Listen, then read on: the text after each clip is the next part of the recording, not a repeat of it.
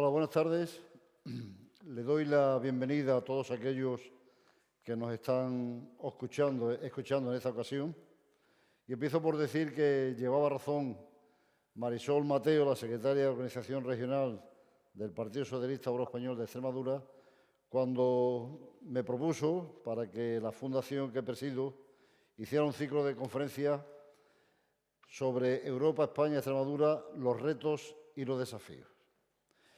Y digo que llevaba razón porque casualmente este ciclo de conferencias sobre los desafíos y los retos que tienen planteado la Unión Europea ha sido retomada, por decirlo de alguna forma, por la Comisión, por el Consejo y por el Europarlamento para abrir un debate con participación ciudadana sobre la actualidad y sobre el futuro de la Unión Europea.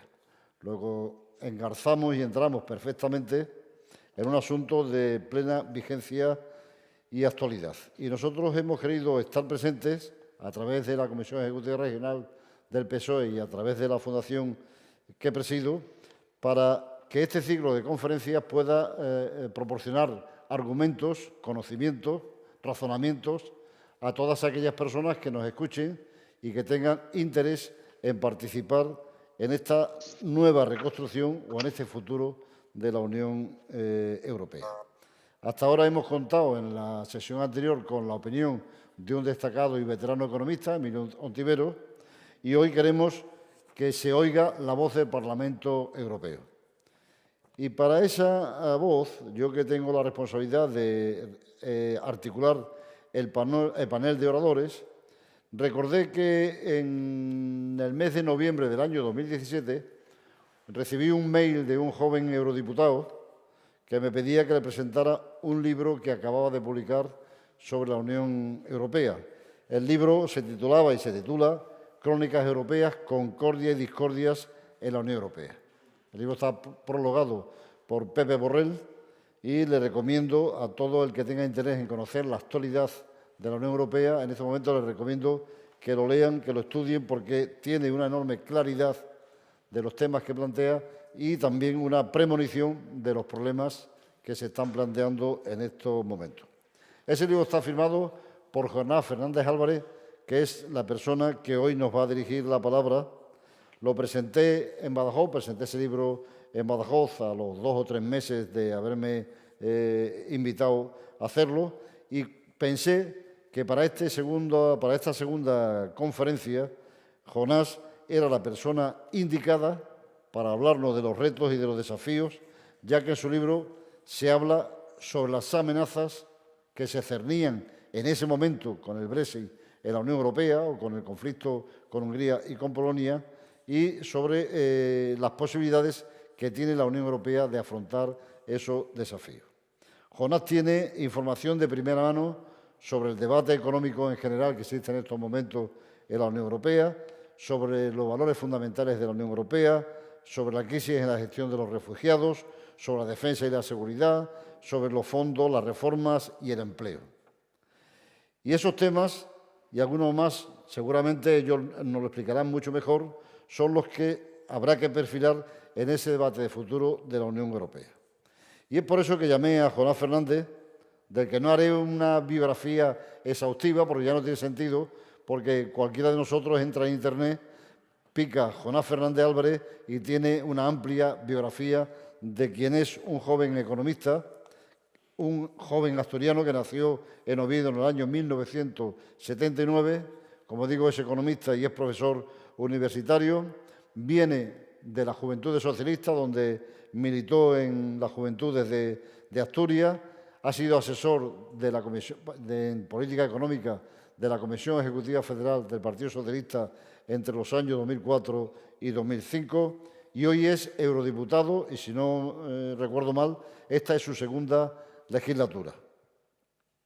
Y va a ser su palabra inmediatamente la que comience con este segundo ciclo de conferencias, después de que yo solamente manifieste mi agradecimiento por la prontitud, por la celeridad y por la generosidad que Jonás Fernández tuvo cuando conecté con él en Bruselas, yo en Badajoz, para proponerle que pudiera obsequiarnos con una exposición sobre los retos y los desafíos que tiene la Unión Europea, fundamentalmente con los fondos y con el empleo en la actualidad. Así que, Jonás, muchas gracias por tu colaboración. Estoy seguro que será de una enorme ayuda para todos aquellos que estemos y que estamos interesados en el futuro de la Unión, y tuya la palabra con nuestro agradecimiento por tu colaboración y por tu participación. Bueno, pues muy buenas tardes. ¿Se me escucha bien? Perfectamente. Que sí. Perfecto. Oye, nada, en primer lugar, agradecer la invitación. Un placer colaborar con vosotros y estar en este seminario con Nacho y contigo, Juan Carlos. Un placer. Y además te adelanto ya, y lo hago aquí en directo, que en septiembre publicaré nuevo libro. Así que espero poder presentarlo en Extremadura y espero poder presentarlo con tu fundación y físicamente. Y que ya no hayamos pasado definitivamente el virus, estemos todos vacunados y podamos hacer una reunión física y presentar el libro con vosotros, contigo y con todos los compañeros y amigos de Extremadura. Bueno, para hacer voy a intentar hacer un breve repaso de lo que ha ocurrido en los últimos meses y marcando especialmente señalando especialmente el diferente tratamiento que está teniendo esta crisis desde el punto de vista económico respecto a la crisis que sufrimos hace ya más de 10 años y que sin duda marcó un antes y un después en la percepción de muchos españoles o de muchos europeos respecto de lo que significaba la Unión Europea, y que ese cambio yo creo que se está revisando, ¿no?, en estos momentos, porque la respuesta europea en esta ocasión está siendo diametralmente distinta a la que sufrimos entonces, y más allá de ayudarnos a recuperarnos de la crisis económica de la pandemia, yo creo que debiera servirnos también para reencontrarnos anímicamente, muchos de nosotros, con el proyecto europeo, que a diferencia de lo que ocurre en otras instituciones, en el gobierno de Extremadura o en el gobierno de España, cuando no nos gustan las decisiones que toman los gobiernos respectivos, pues normalmente la gente puede votar a otros, puede enfadarse con el gobierno, manifestarse políticamente, pero no se convierten en extremeños escépticos o españoles escépticos, sino que simplemente votan a otros, ¿no? Esto en Europa no pasa, y es una diferencia que tenemos que insistir en corregir, explicando bien cómo se toman las decisiones en las instituciones europeas, porque cuando en Europa se toman decisiones que no nos gustan, nos deja de gustar la Unión Europea, cuando lo que nos debería dejar de gustar es la mayoría política que alimenta unas mayorías u otras, que es exactamente lo que hacemos en el debate político nacional. Con este primer comentario entro ya directamente en la política económica de Europa en esta crisis. Bueno, yo creo que en primer lugar es importante destacar que el primer mes o las primeras semanas del impacto de la pandemia, allá a finales de febrero, principios de marzo del año pasado, la desorientación tanto de las instituciones comunitarias como del conjunto de responsables públicos fue bastante notable. No teníamos en la historia reciente recuerdos de un episodio similar. Los gobiernos empezaron a cerrar fronteras, se paralizó el área Schengen. En España, las comunidades autónomas empezaron a tomar decisiones no cooperativas, ¿no?, podríamos decir, entre las distintas instituciones, y vivimos unas semanas muy, muy inciertas donde, con independencia del miedo a la expansión del virus, algunos tuvimos un miedo aún mayor, podríamos decir, sobre el propio proyecto europeo, porque si según estaban las cosas repetíamos los errores de la década pasada, podía significar el principio del fin, y esto lo digo con la mayor severidad posible. Sin embargo, en esta ocasión las instituciones respondieron más rápidamente que entonces, y desde el principio tanto la Comisión Europea como el Parlamento como el Consejo entendieron que había que, en primer lugar, tener una política fiscal absolutamente expansiva, cubrir todos los déficits que tuvieran que asumirse porque nos enfrentábamos a unas semanas o a unos meses de una paralización absoluta de la economía, una paralización que ni siquiera en épocas de guerra se experimenta y que podía destruir el tejido productivo de toda Europa, de tal manera que una vez superada la crisis sanitaria no tuviésemos empresas ni trabajadores disponibles para reanimar el crecimiento. Y por lo tanto esas medidas de distanciamiento social recomendadas por las autoridades sanitarias tenían que ir acompañadas con políticas de apoyo públicas que evitaran la destrucción del tejido productivo. Y eso se hizo a dos niveles, o a tres niveles, a un nivel autonómico, a un nivel nacional y a un nivel europeo.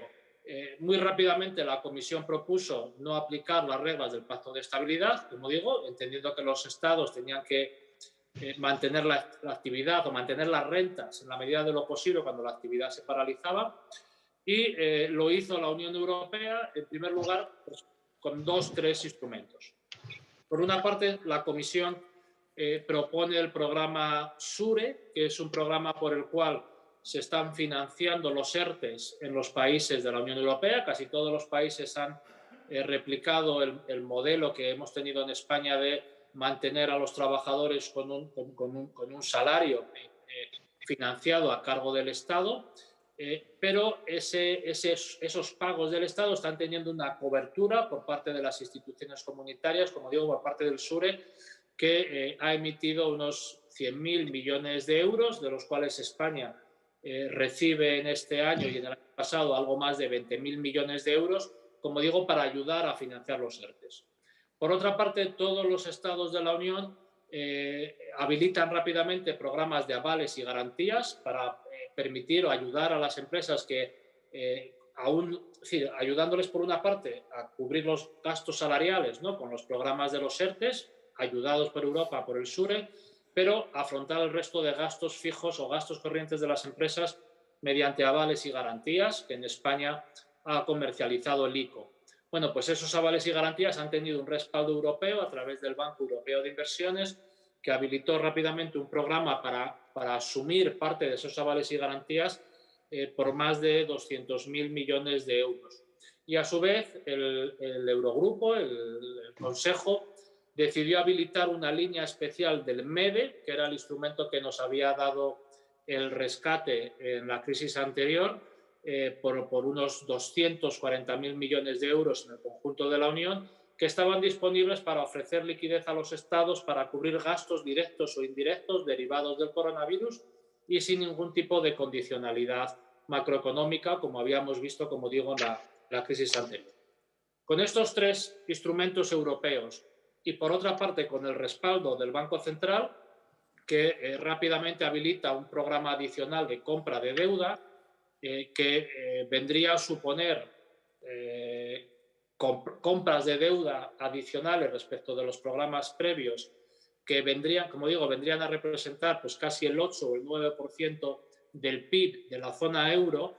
Pues bueno, este número nos puede indicar que aunque el BCE no compra deuda de manera directa a los estados, sino que lo compra en el mercado secundario a aquellos que lo han comprado primero, casi la totalidad de los déficits públicos de los estados de la zona euro que han tenido durante el año 2020 y los que están asumiendo durante el año 21 han podido acabar directamente en el balance del BCE. No todos ellos, pero sí el BCE también compra deuda corporativa, pero el tamaño de las compras de deuda ha venido a significar, pues bueno, licuar casi toda la deuda que se ha emitido durante estos meses de pandemia.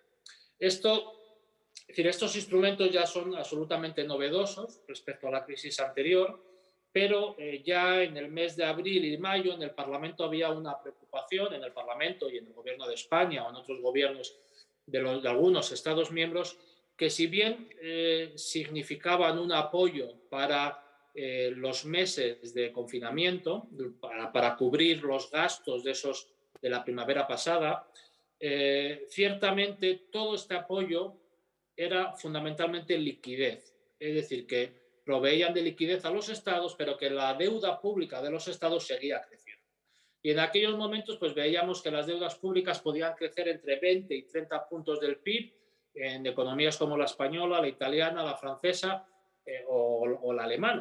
La cuestión es que esos incrementos de la deuda pues afectaban de manera diferencial a los estados, lo que había algunos países que entrábamos en esta crisis con unas deudas públicas ya elevadas. En el caso de Italia, muy elevadas, en el caso nuestro, pues lo suficientemente elevadas como para que al momento de reactivar la economía no todos partiéramos en una igualdad de condiciones para poder, como digo, financiar la recuperación. Y en este sentido, el Parlamento, en una resolución aprobada en el mes de mayo del año pasado, que da continuidad a una que aprobamos en el mes de abril, propone por primera vez la creación de un fondo específico emitido con deuda comunitaria para financiar la recuperación, para permitir una recuperación, como digo, equilibrada entre todos los Estados miembros. De ahí conocimos semanas después la propuesta formal de la Comisión, que iba más o menos en la línea de lo que solicitaba el Parlamento, con un presupuesto ordinario de la Unión de 1,1 billones anglosajones, más los 750.000 millones más de deuda comunitaria. La existencia de este instrumento, la existencia de un instrumento de inversión europeo financiada con deuda europea, que no solamente se financia con contribuciones de los estados, que redistribuye dinero de unos estados a otros, sino que se endeuda al futuro para poder financiar la recuperación, aprovechando, por otra parte, los tipos de interés tan bajos que está facilitando el BCE y que, por ejemplo, las emisiones del SURE, del programa para cubrir los ERTES, se han resuelto en varias ocasiones con tipos de interés negativos. Es decir, que Europa va a tener que devolver menos de lo que ha pedido a los mercados, pues veíamos que había una oportunidad clara para, en fin, hacer las políticas keynesianas de toda la vida, ¿no? Es decir, las políticas que ideó Keynes cuando vivió una situación similar, con tipos de interés muy, muy bajos, pero con una incapacidad del sector privado para endeudarse, porque ya tenía elevadas deudas, porque había mucha incertidumbre sobre el futuro, y aconsejaban entonces y aconsejaban ahora que quien se endeudara fuera el sector público. Pero el sector público de los estados ya estaría muy tensionado por las deudas asumidas durante el confinamiento y, por lo tanto, aconsejaba que fuese Europa la que se endeudaba por primera vez.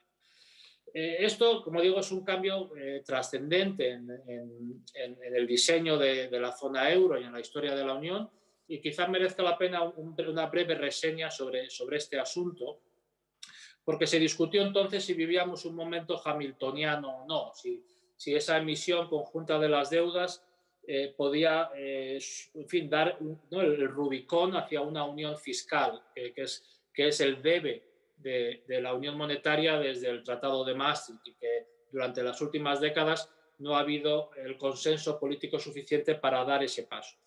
Yo he de decir que esta emisión sin duda supone un paso en la dirección hamiltoniana, podríamos decir, pero queda pendiente de un paso adicional, y es cómo se va a financiar, cómo se va a devolver la deuda que estamos contrayendo ya.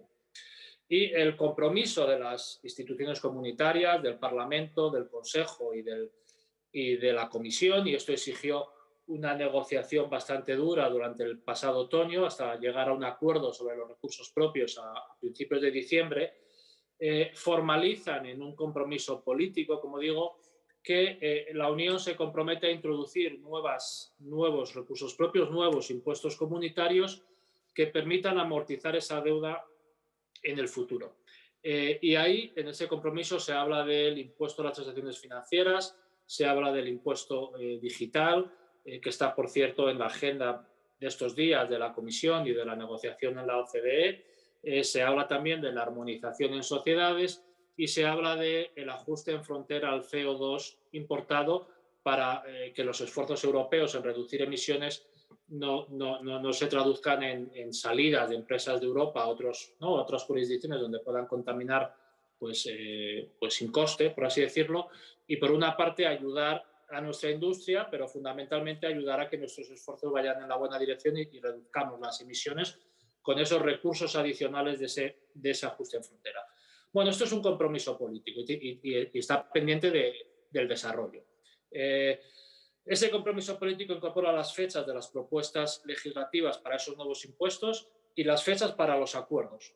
Y he de decir que durante años la unanimidad en el Consejo, la unanimidad entre los Estados para permitir la entrada de nuevos recursos propios ha sido un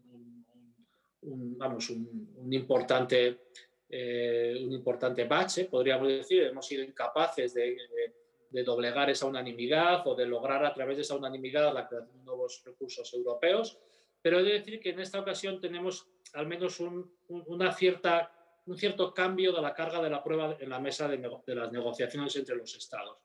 Y me explico rápidamente. Hasta ahora, aquellos países que han bloqueado los recursos propios no perdían nada por bloquearlos. Simplemente los bloqueaban y los impuestos no se creaban. Sin embargo, en esta ocasión, si algunos estados siguen bloqueando esos acuerdos que exigen unanimidad, significará que la deuda emitida comunitariamente tendrá que amortizarse a cargo de contribuciones nacionales. Aún así, seguiría habiendo una redistribución entre los estados, porque las contribuciones de cada uno de los países dependen del tamaño de su PIB, y lo que cada uno de los países, como España, reciban depende de nuestro nivel de desempleo, de la caída del PIB durante esta crisis o de la caída en términos comparativos que vamos a vivir hasta el fin de la pandemia. Y por lo tanto, países como el nuestro aún así recibirán mucho más de lo que contribuyan. Pero lo que cambia la naturaleza de la Unión Monetaria es que efectivamente sean impuestos pagados por los contribuyentes europeos. Y como digo, aquellos países que han bloqueado los recursos propios tendrán que enfrentarse a la decisión de amortizarlo a cargo de su propio presupuesto nacional o aceptar la introducción de impuestos europeos. Y yo creo que, en fin, si yo estuviese en las responsabilidades del gobierno de Luxemburgo, de Holanda o de Irlanda, en fin, en esos momentos me haría pensar si prefiero contribuir directamente con mi presupuesto a amortizar esa deuda a partir del 27 y hasta el 58, o si acepto la entrada de nuevos recursos propios. Cuando eso ocurra, habremos dado ese paso hamiltoniano que además exige, por otra parte, un debate que empezaremos a tener próximamente, que es el mantenimiento de un instrumento similar al Next Generation EU de manera permanente, que está absolutamente relacionado con el debate sobre las reglas fiscales que se encuentran en negociación. Las reglas fiscales se mantienen sin aplicar, al menos hasta el año que viene, se van a prolongar otro año más, con el entendimiento de que en la próxima primavera habrá un acuerdo sobre las futuras reglas fiscales. Ahora bien, el debate sobre las futuras reglas fiscales está muy relacionado con el mantenimiento a medio plazo del Next Generation EU, porque obviamente nuestro grado de flexibilidad en la negociación depende críticamente de la existencia de ese instrumento que vendría a completar el diseño de la unión fiscal. En todo caso, pues bueno, después de la propuesta de la Comisión se han abierto las negociaciones en el Consejo, y en el otoño el Parlamento ha venido trabajando con el Consejo en habilitar el marco legal por el cual el grueso de esos 750.000 millones se va a transferir a los Estados miembros y a nuestro país en torno a 140.000 millones de euros. Y ese texto legal se acuerda a finales de diciembre y establece, podríamos decir, tres tipos de condicionalidad y dos objetivos de los fondos. Por una parte, los objetivos. Los objetivos de los fondos es invertirlo rápido para ayudar a reactivar la economía lo más rápidamente posible, y por lo tanto tiene una función anticíclica, como consideraba Keynes hace décadas. Y por otra parte tiene un objetivo también estratégico para ayudar a mejorar la estructura económica de Europa o la modernización económica de Europa, podríamos decir. Y por lo tanto, con estos dos objetivos, el reglamento establece 6 pilares donde hay que invertir el dinero, y esos 6 pilares tienen que estar recogidos en los planes nacionales, como es el caso del plan español, y ahí se establece que al menos el 37% tiene que ir dirigido a luchar contra el cambio climático, el 20% a la digitalización de la economía, un pilar de cohesión social y cohesión territorial, una priorización sobre las nuevas generaciones para financiar educación, mejora de habilidades y bueno, todo lo que tiene que ver con el futuro de las generaciones más jóvenes, y ayudar a mejorar la competitividad, podríamos decir, de la economía europea en general, unido a las recomendaciones que hace la Comisión cada año en el marco del semestre europeo, que ha sido crítico porque normalmente estas recomendaciones mantenían una filosofía, podríamos decir, bastante neoliberal, que es cierto que se ha revisado ya antes de la crisis y que las recomendaciones del 19 o del 20 sin duda tenían una aproximación algo distinta a la típica aproximación neoliberal de los hombres de negro de la Comisión de hace algunos años, pero que tiene que envolverse, como digo, en esa condicionalidad dirigida a los 6 pilares, dirigida a mejorar la capacidad de crecimiento de la economía europea y una condicionalidad presupuestaria que está en el texto, pero que en la medida en que las reglas no se aplican, pues esta condicionalidad no se aplica hasta que haya reglas. Y esperemos que esas reglas, cuando se pacten, como digo, el año que viene, pues sean sustancialmente distintas a las que tenemos en estos momentos. Así que con una visión macro, ¿no? de tener un instrumento anticíclico y, por otra parte, una visión micro, ¿no? que decimos los economistas, de mejorar la estructura económica, lo que a veces se ha llamado España modernizar no la estructura económica, modernizar el sector empresarial. Bueno, pues esa es un poco la lógica también de estos fondos. España, como sabéis, ha presentado su plan nacional a finales de abril.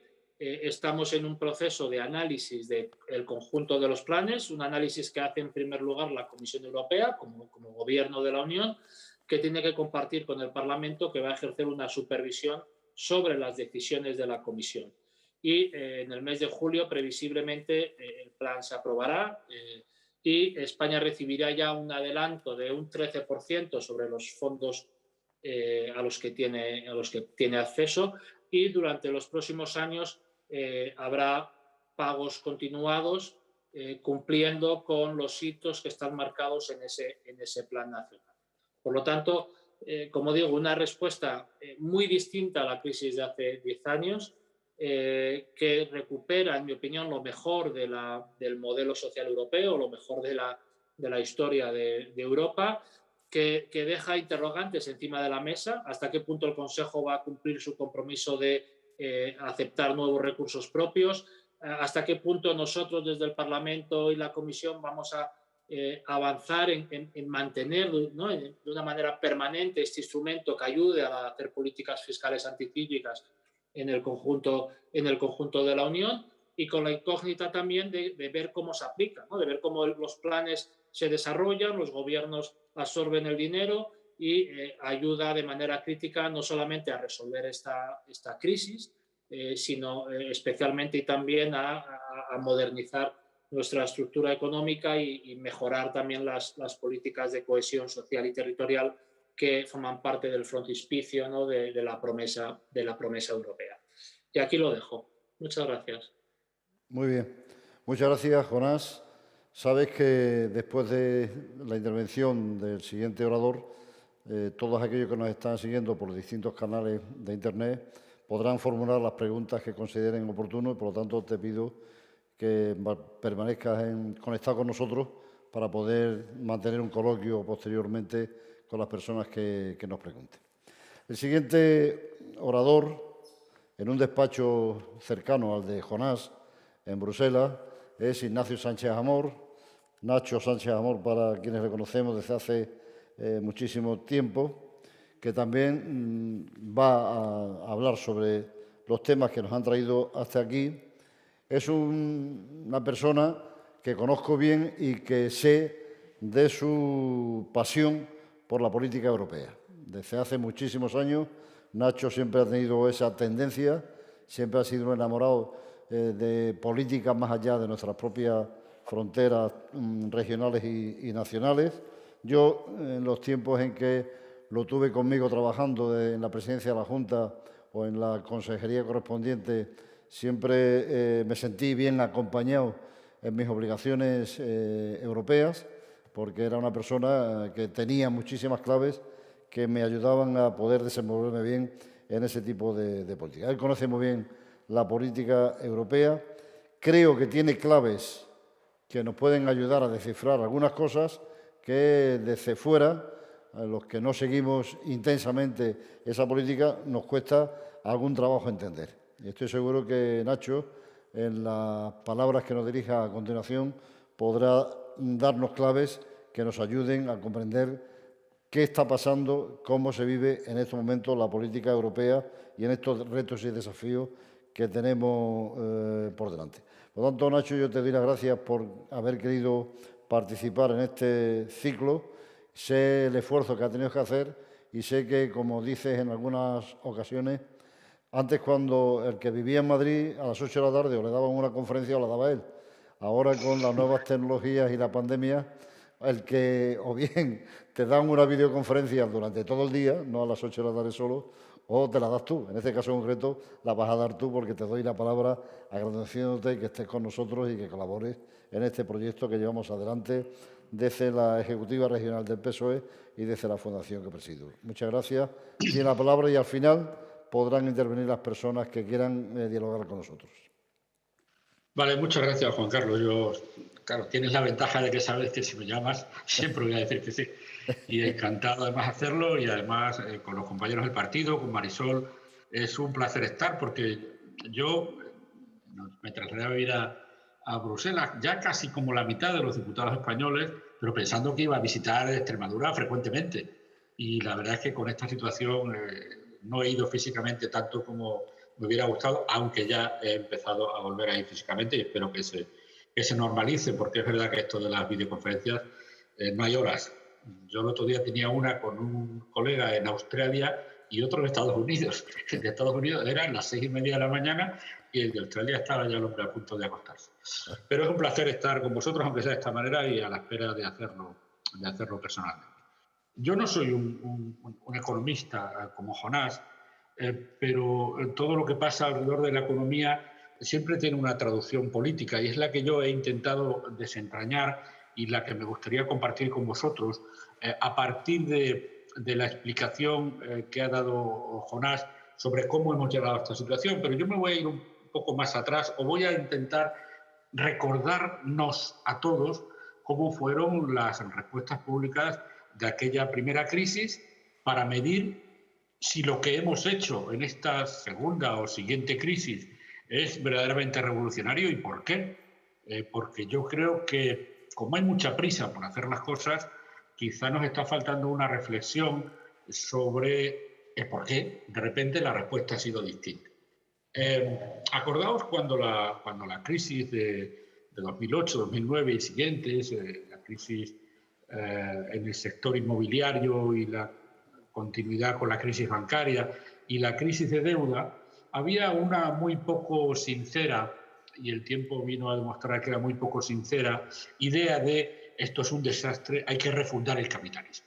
Acordaos que aquel era el momento en que, no recuerdo si en el G7 o en el G20, la idea era esto ha sido un desastre, los negocios bancarios descontrolados nos han llevado a una situación calamitosa y hay que refundar el capitalismo. Lo decía hasta Sarkozy. Bueno, no era sincero y la prueba es que la gestión de aquella crisis, como ha recordado Jonás, se manejó con criterios ideológicos liberales, por lo menos en Europa. La primera constatación es, no es como siempre se nos vende, los economistas tienen que decir que la respuesta correcta a un problema económico es esta, nunca hay una sola respuesta y de hecho la salida de aquella crisis en Estados Unidos fue de una forma y en Europa fue de otra. Primera constatación, no hay una sola salida a una situación económica y segunda constatación, la salida tiene que ver con un componente ideológico y que seguramente también con un componente de cultura financiera. El caso es que los americanos hicieron políticas contracíclicas, hicieron políticas de inversión y de gasto y Europa hizo todo lo contrario. ¿Y por qué hizo todo lo contrario? Bueno, por una preponderancia ideológica del liberalismo económico, siempre teóricamente receloso de una actividad estatal que ellos consideran perversa en sí misma y ellos cambian esa actitud estatal con una confianza absoluta en el mercado que nos condujo a donde nos había conducido. Es decir, la causa de la crisis financiera y social y de empleo de hace 12 años fue el capitalismo sin frenos, sin frenos. Los bancos podían hacer lo que quisieran, siempre que no violaran muy directamente la ley, y eso nos condujo a lo que nos condujo. La salida podía haberse planteado si la izquierda hubiera tenido fuerza para hacerlo en ese momento de otra manera. Oiga, si su formato ideológico y sus prejuicios para acercarse al juego entre mercado y Estado nos han conducido hasta aquí, oiga, quítese del volante y déjeme conducir a mí. Porque yo, izquierda, progresismo, políticas de intervención, políticas keynesianas, yo no he sido quien ha creado esta situación. Pero desgraciadamente el equilibrio de poder en ese momento en la Unión Europea era un equilibrio de poder a favor de los conservadores y era también un equilibrio de poder a favor de Alemania. Y Alemania se puso al timón. Se puso al timón porque Francia no fue capaz de ejercer, en la última época de Sarkozy, la primera de Hollande, un contrafreno. El caso es que cuando nosotros dibujamos en el sur de Europa a la señora Merkel como la Cruella de Vil, machacando las economías no de los países, de las personas, estábamos rotundamente acertados.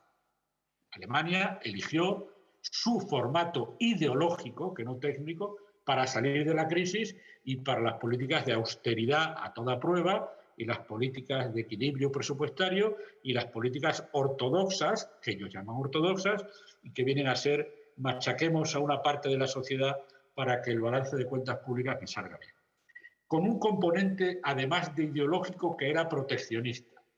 A mí no me va mal, mis exportaciones van muy bien, yo tengo una gran bolsa de dinero que me ofrecen mis exportaciones y además voy a consumir poquito. Y eso no era muy solidario. Y Alemania, en vez de optar por una política de cierta solidaridad, que yo entiendo que suponía para la señora Merkel un cierto coste también doméstico, porque se había vendido a la opinión pública alemana que su esfuerzo solidario con el resto de Europa y con el proyecto europeo era excesivo. Esto de la solidaridad excesiva lo conocemos muy bien en España, como cuando alguien quiere, en fin, desasirse de esa historia, se habla de solidaridad excesiva, lo hemos visto con los nacionalistas catalanes. Bien, esa opinión pública alemana a la que continuamente se decía, con el dinero del trabajador de la SEAT, de la Volkswagen, esforzado y pagando impuestos y siendo una persona muy coherente, se va a tomar paellas al chiringuito desde las 8 de la mañana el trabajador de la SEAT de Barcelona. Esa lógica que se mete en una opinión pública da lugar a que el gobierno se sienta arropado para hacer lo que el gobierno alemán hizo, que era una política brutalmente despiadada e ideologizada de machacar a Grecia, de machacar a todo el que se puso por delante, porque esa era su lógica. Y lo consiguieron y no hubo manera de resistirse. Era Schäuble y era Merkel y era una hegemonía política e ideológica que fue incapaz de contrarrestar nadie en la Unión Europea.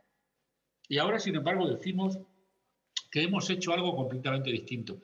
Y yo sigo sin saber por qué. ¿Cuáles han sido las razones profundas por las que hemos hecho algo distinto cuando los equilibrios políticos en Europa no son demasiado diferentes de los que había en aquel momento?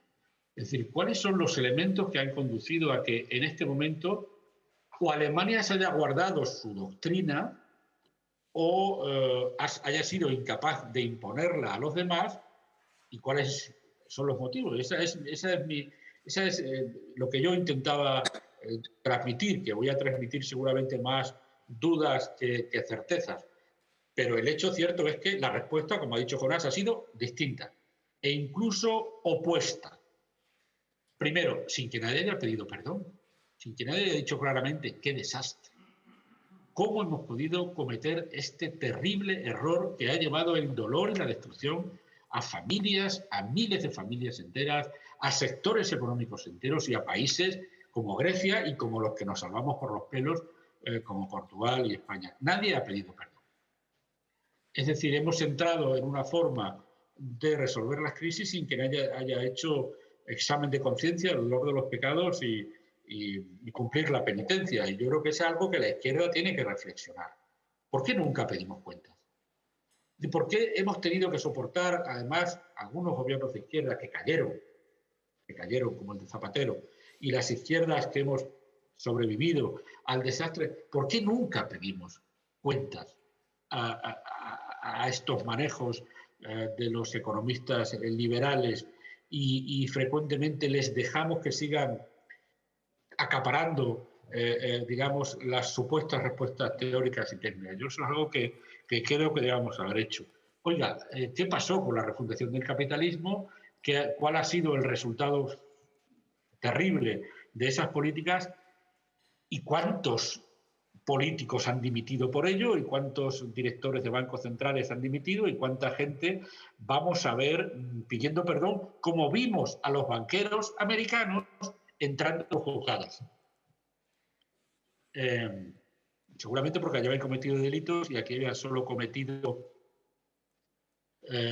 digamos, políticas o actitudes personales desdeñosas de cualquier crítica y de cualquier otro enfoque para la economía. El caso es que hemos hecho algo diferente y la cuestión es ¿por qué? Porque en Alemania sigue gobernando la señora Merkel, porque Schäuble, su ministro ejecutor de las políticas radicales de ortodoxia, cuando se despidió recordando que había que seguir ese camino, y Scholz, el siguiente ministro, no se ha despegado de esas políticas de Schäuble, aunque ha hecho un discurso menos agresivo respecto de por qué hemos aguantado que nosotros, los sufrientes de esas políticas, hayamos sido llamados los pigs, los cerdos, por la inicial de nuestros países, Portugal, Italia, Grecia y España, en inglés, y otros han sido los frugales, que es un adjetivo positivo, cuando esa frugalidad debía haberse dibujado como una simple insolidaridad y rapiña capitalista por parte de algunos gobiernos y de algunos think tanks y de algún mundo político que se ha puesto. Es obvio que la situación de la crisis era muy profunda y muy rápida.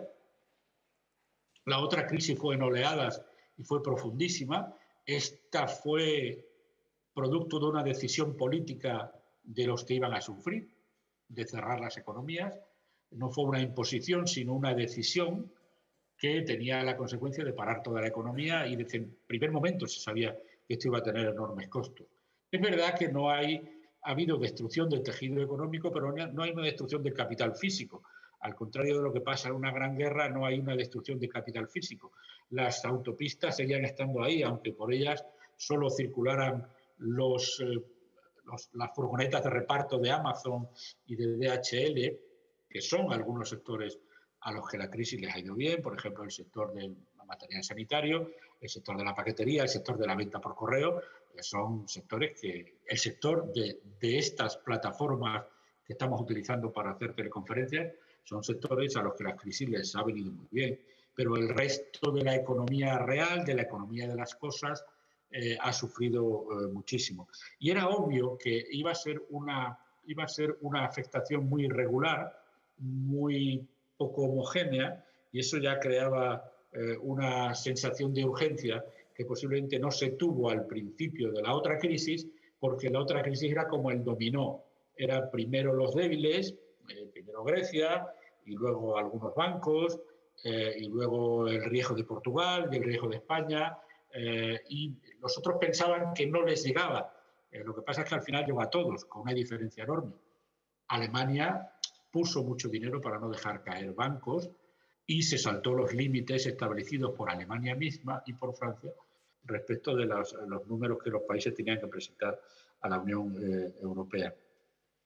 Además, esa situación también se ha dado en esta crisis. Alemania ha podido dar ayudas de Estado, de emergencia, porque lo que pasaba, en un volumen inmensamente mayor de las que ha podido dar España, que algunas ha dado.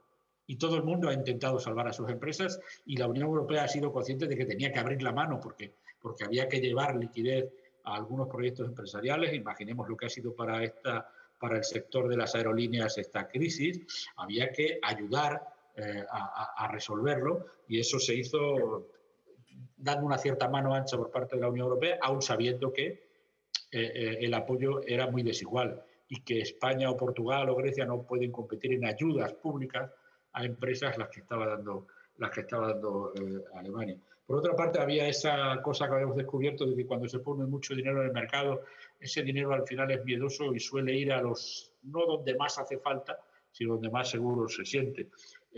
Y por tanto, con estos mimbres, que yo me gustaría preguntarle a Jonás, que ha estado en esas noches eternas de negociación, con una Alemania que retóricamente al menos seguía siendo el adalid de las políticas ortodoxas de contención del gasto, de equilibrio presupuestario y de austeridad, también con el nuevo gobierno de coalición, con una situación de hegemonía o de preponderancia de gobiernos conservadores. Yo sigo preguntándome, sin que nadie haya hecho examen de conciencia, cómo hemos llegado a una situación políticamente opuesta. Y sigo sin tenerlo muy claro.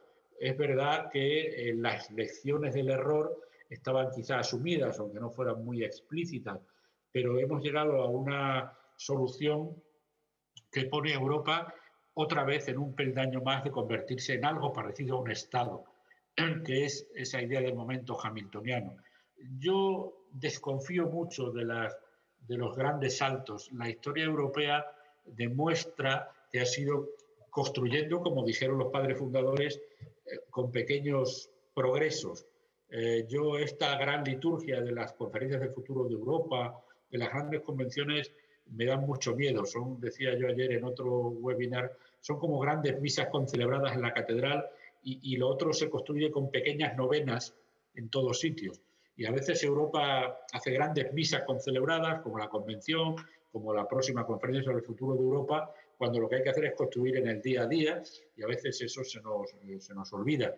Pero es verdad que este es otra vez un momento en el que Europa, de repente, se parece en otro aspecto a un Estado, porque ha mutualizado la deuda, porque crea un sistema de solidaridad obligatoria con el cual todos se endeudan para ayudar al que más lo necesita. Como decía Jonás, los que se endeudan y los que se comprometen a pagar lo hacen en razón de su PIB y los que van a recibir lo hacen en razón de sus necesidades. Y eso es un sistema de solidaridad muy parecido al que existe en un Estado. Todos los sistemas de solidaridad territorial y solidaridad interpersonal de España se basan en que hay un poder político que recoge dinero y distribuye. Y recoge según capacidad y distribuye según necesidad. Ese era un momento que no había llegado todavía claramente a la Unión Europea y ahora sí ha llegado. Y por eso hay que entender que la Unión Europea se construye saltando con oportunismo sobre las crisis. Y esta ha sido una oportunidad. No hubiéramos, yo creo, Jonás, sacado los eurobonos si no hubiera habido esa sensación de urgencia absoluta de que había que ensayar nuevas cosas. Si esto hubiera sido una batalla política por los eurobonos en términos normales, hubiera sido una batalla de 10 o 12 años, pero como sucedió lo que sucedió, de repente sucede de nuevo en la Unión Europea, que la Unión Europea salta sobre una situación y construye algo completamente nuevo. Por ejemplo, ¿dónde están las competencias sanitarias de la Unión Europea? No existen. Nunca los Estados han delegado en la Unión Europea competencias en materia de sanidad. ¿Dónde está el artículo de los tratados que le permite a la Unión Europea centralizar compra de vacunas o de material o invertir en empresas privadas para la producción de vacunas? Había una crisis, había una posibilidad y la Unión Europea salta sobre esa crisis y de repente empezamos a hablar de una Europa sanitaria, algo que nunca habíamos hablado, porque Europa ha aprovechado la escala enorme del reto para ponerse en el centro del tablero y con mucho riesgo político, hay que reconocerlo, decir, yo me voy a encargar de las vacunas.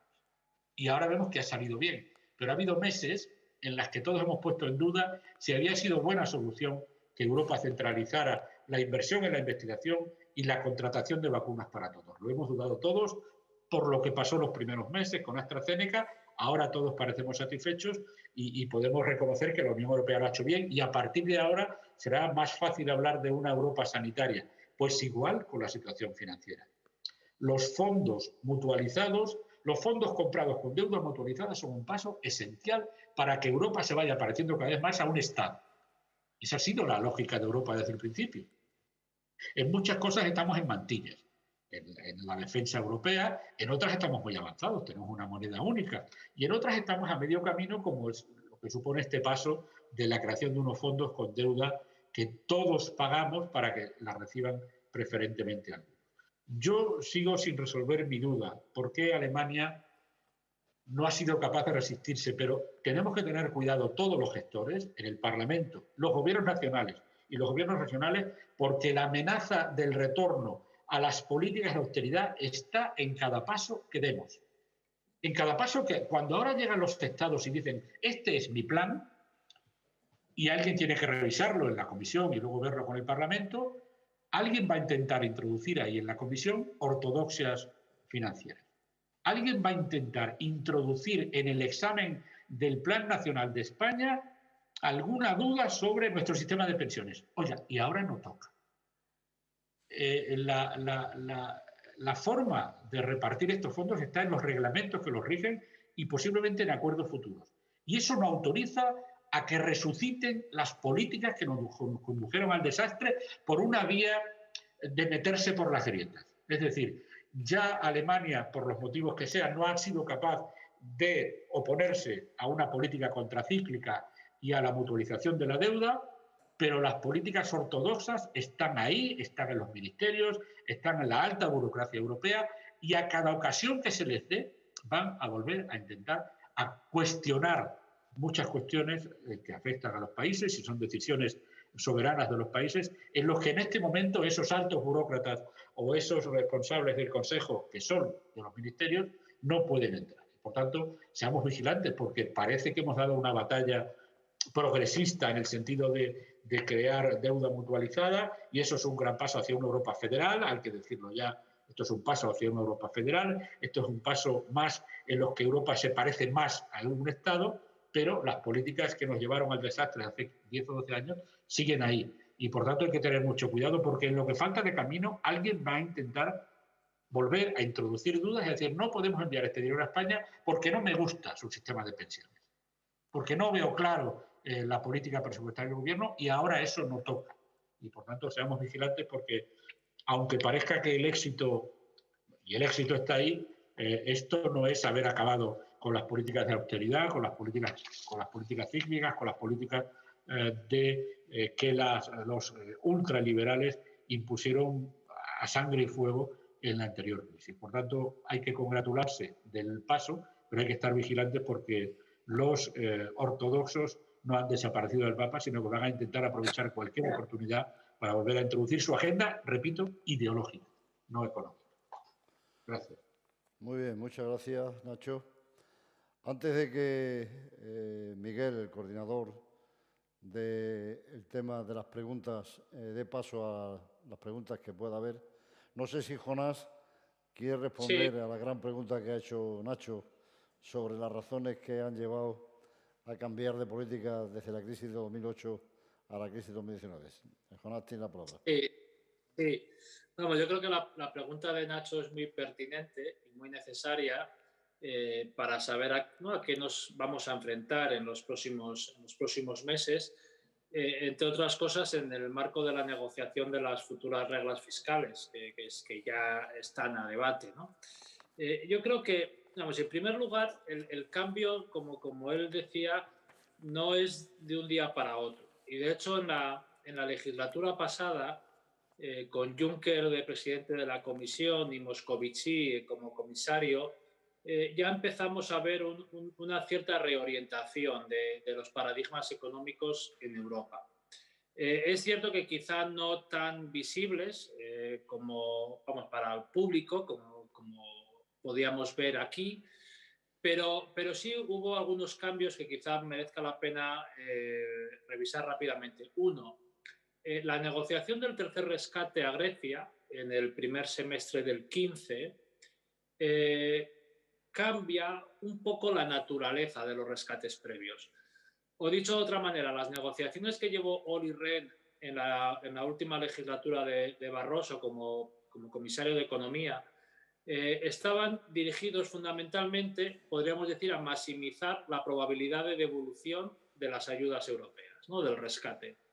Y de alguna manera se desentendía de mejorar la capacidad de crecimiento de la economía griega. Y durante ese primer semestre del 15, esa negociación que llevó Moscovici estaba no tan focalizada en reducir gasto social, por ejemplo, para poder amortizar la deuda que Grecia estaba adquiriendo con sus socios, sino que estaba dirigida, por ejemplo, a reformar la agencia tributaria, a dotar a Grecia de un catastro, por ejemplo, que no tenía y que por lo tanto no podía recaudar impuestos como debía. Estaba más dirigida a ayudar a Grecia a modernizar su sistema fiscal y su economía, y por lo tanto a mejorar su capacidad de crecimiento y de devolución, pero de crecimiento, cuando los dos rescates anteriores habían estado únicamente focalizados en maximizar la devolución sin preocuparse y despreocupándose de la capacidad de la economía griega para volver a crecer. En febrero del 15, la Comisión publica una interpretación del Pacto de Estabilidad que flexibiliza claramente bastantes asuntos del pacto y que de hecho fueron usados, por ejemplo, por el gobierno de Hollande y más específicamente por el gobierno de Renzi cuando entró en Italia, para renegociar sus sendas de déficit con unas estimaciones con unas opciones que permitía esa comunicación para suavizar la aplicación del pacto. Y esa legislatura crea lo que fue el Plan Juncker, que no era un fondo de inversión financiado con deuda comunitaria para ser invertido por los estados, sino que era un fondo que conseguía la financiación con una deuda que tenía una garantía del presupuesto comunitario. Ciertamente no es lo mismo, porque además los fondos del Plan Juncker se transferían a crédito a los agentes privados o públicos, y el Next Generation, hay una parte fundamental que se transfiere vía transferencias directas. De hecho, Vidal Folk, en una frase periodística que me gustó mucho, lo llamó el keynesianismo low cost a la estrategia de Juncker. Como digo, no fue el cambio que necesitábamos, pero sí cambió el marco de debate en esta casa. Dicho esto, ¿qué ha ocurrido exactamente hace un año? Pues, por una parte, Alemania, para entender un poco la aproximación de Alemania, de Merkel, que sigue siendo la misma, yo creo que ella ha hecho lo mínimo para evitar la ruptura de la Unión. Es decir, yo creo que ha priorizado siempre los intereses alemanes, con una única condicionalidad, y es que los intereses alemanes no acabaran de romper a la Unión Europea. Como digo, esa condicionalidad en momentos estuvo a punto de cargarse a la Unión, pero yo creo que Merkel siempre tenía presente no destruir la Unión, pero obviamente priorizando siempre y bajo cualquier lugar sus prioridades. ¿Y qué ocurría con esta crisis o con lo que veíamos hace un año?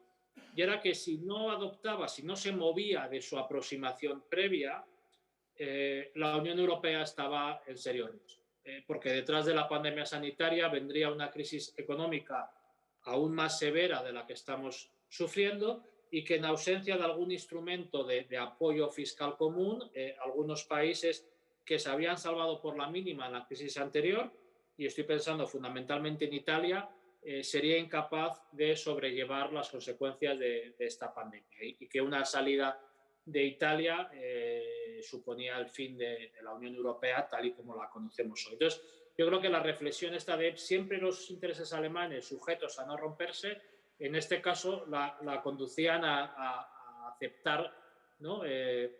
Aceptar pasos adicionales. Y por último, en la parte más ideológica cultural, podríamos decir, la crisis de hace 10 años rápidamente tuvo culpables. Y rápidamente hubo unos culpables que, según la visión germana de la economía, no habían gestionado bien sus economías, habían asumido más deudas de las que podrían pagar, habían, en fin, beneficiado de una manera escandalosa o extraordinaria de su pertenencia a la Unión Europea, que le garantizaba tipos de interés bajos, y los culpables tenían que pagar la pena. Y en esta ocasión la crisis, pues claramente era una crisis exógena, ¿no? Un virus que nace en otras latitudes, que se expande, que impacta en Europa, que entra en Europa por Italia, pero que se expande por todo el continente, y que aunque los datos de caída del PIB no eran exactamente los mismos entre los estados, realmente todos los países de la Unión Europea han sufrido un año 2020 muy, muy grave.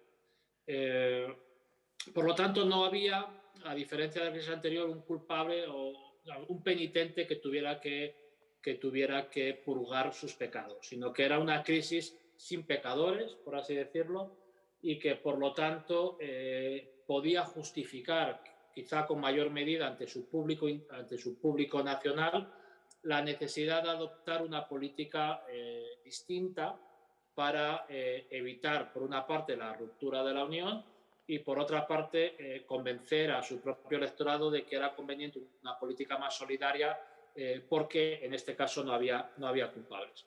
Ahora bien, siendo estos algunos elementos que ayudan a entender el cambio de aproximación, pero que, como decía Nacho, el equilibrio de fuerzas ideológicas en las instituciones tampoco ha cambiado tanto respecto de hace 10 años, lamentablemente, por otra parte.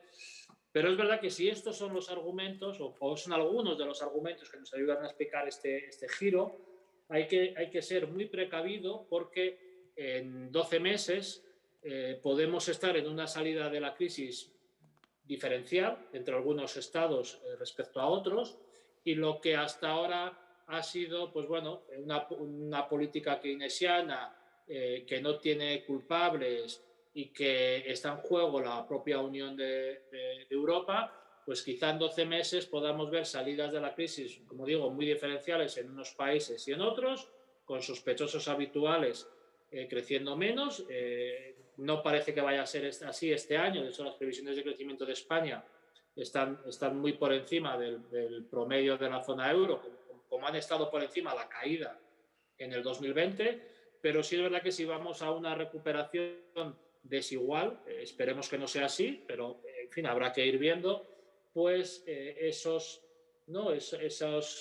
discursos de la austeridad y el mensaje neoliberal volverán a emerger, porque claramente siguen estando aquí, quizá tapados o escondidos, pero siguen estando aquí y corremos el riesgo, como decía al inicio, de esas incógnitas sobre cómo vamos a convencer al Consejo de los nuevos recursos propios, cómo vamos a convencer de que necesitamos mantener algún tipo de Next Generation a medio plazo para gestionar el ciclo de manera conjunta en Europa sin que eso suponga transferencias permanentes del norte al sur, que para eso ya están las políticas de cohesión.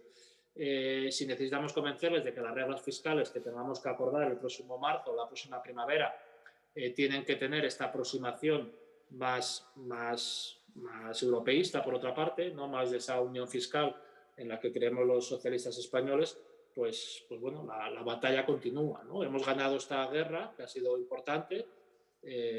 Podríamos decir que hemos tenido suerte dentro de las calamidades que hemos sufrido, o que las calamidades eran tan grandes que cualquier otro escenario era impensable, pero veremos a ver. Gracias, Jonás. Yo, por abundar un poco en el tema, pienso que esta política que se ha iniciado con la pandemia es irreversible. Es decir, yo creo que la carta que podemos tener guardados aquellos países que podemos tener la sospecha de la que hablaba Nacho, de que ahora intenten colarse por la puerta de atrás políticas restrictivas, la carta que tenemos guardada es que si fracasa esta política, si el fondo no se lleva adelante, la Unión Europea corre el riesgo de desaparecer. Y por lo tanto creo que aunque haya esos intentos, va a ser muy difícil que cuajen, porque la política esta va a ser sí o sí. No tiene marcha atrás, no puede recular, porque de lo contrario pienso que la Unión Europea entraría en modo disolución. Y dicho esto, si os parece, pasamos a las preguntas. Miguel, ¿hay preguntas? Sí, tenemos varias preguntas en el chat.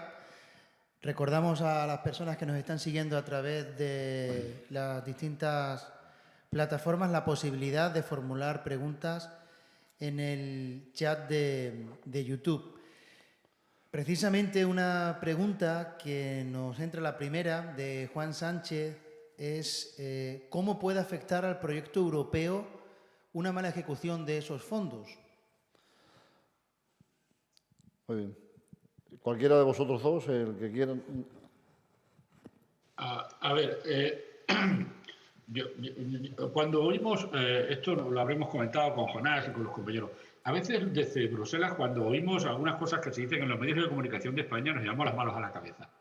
Hemos oído varias veces en los últimos meses comentaristas sesudos diciendo España tiene un grave problema de ejecución de fondos europeos. Fíjate que los fondos 2020, algunos están ejecutados al 60%.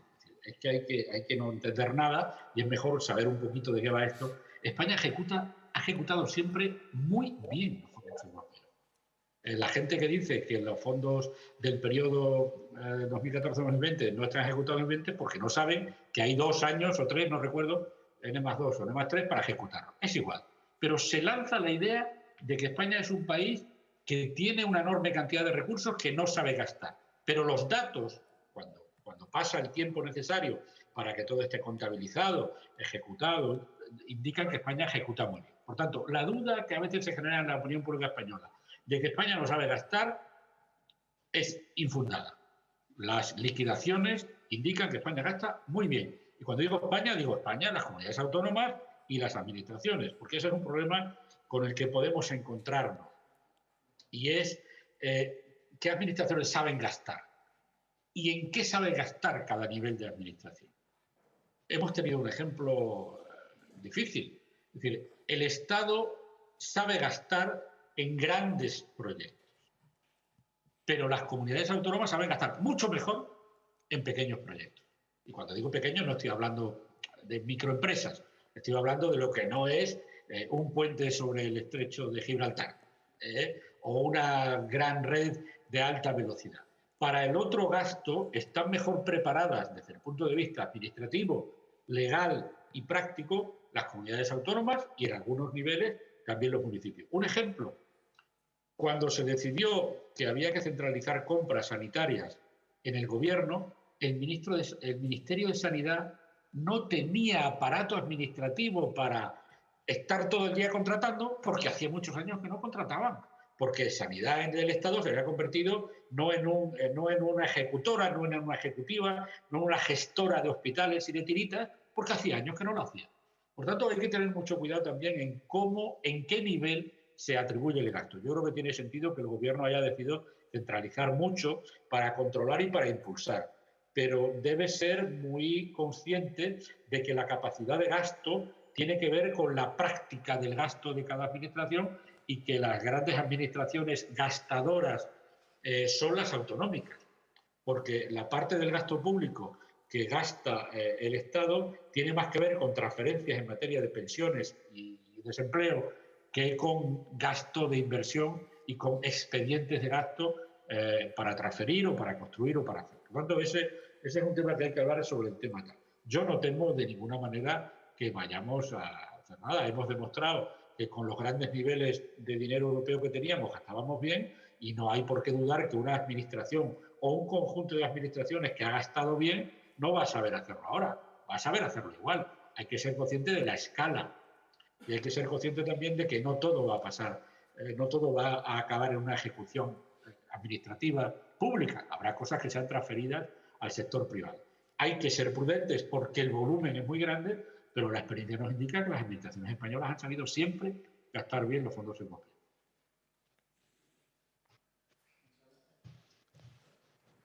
Sí, alguien del público nos va a preguntar. Buenas, Nacho, Jonás, un placer escucharos. Soy Jorge Amado, no sé si me veis, pero bueno, un placer escucharos y ojalá que nos podamos ver prontito. Yo creo que habéis resumido perfectamente cómo ha sido la respuesta, ¿no? La respuesta que ha dado la Unión frente a este reto que ha sido la pandemia, que nada tiene que ver con la respuesta que se dio en la anterior crisis económica, una política expansiva desde el gasto público, una política, yo creo que todo socialdemócrata europeo nos debemos sentir orgullosos, ¿no? Pero creo que queda el giro de la otra pata del banco, que es la política fiscal, ¿no? Jonás ha avanzado algo al respecto, pero yo creo que queda ahí ese debate de armonización fiscal para hacer una política fiscal comunitaria potente, anticíclica y que precisamente para garantizar que esta respuesta sea constante en el tiempo, ¿no? A través del gasto público. Es decir, hemos dado la respuesta a través del gasto público, cosa que ha sido maravilloso, pero yo creo que nos queda la otra pata del banco, trabajar hacia esa armonización fiscal, ¿no?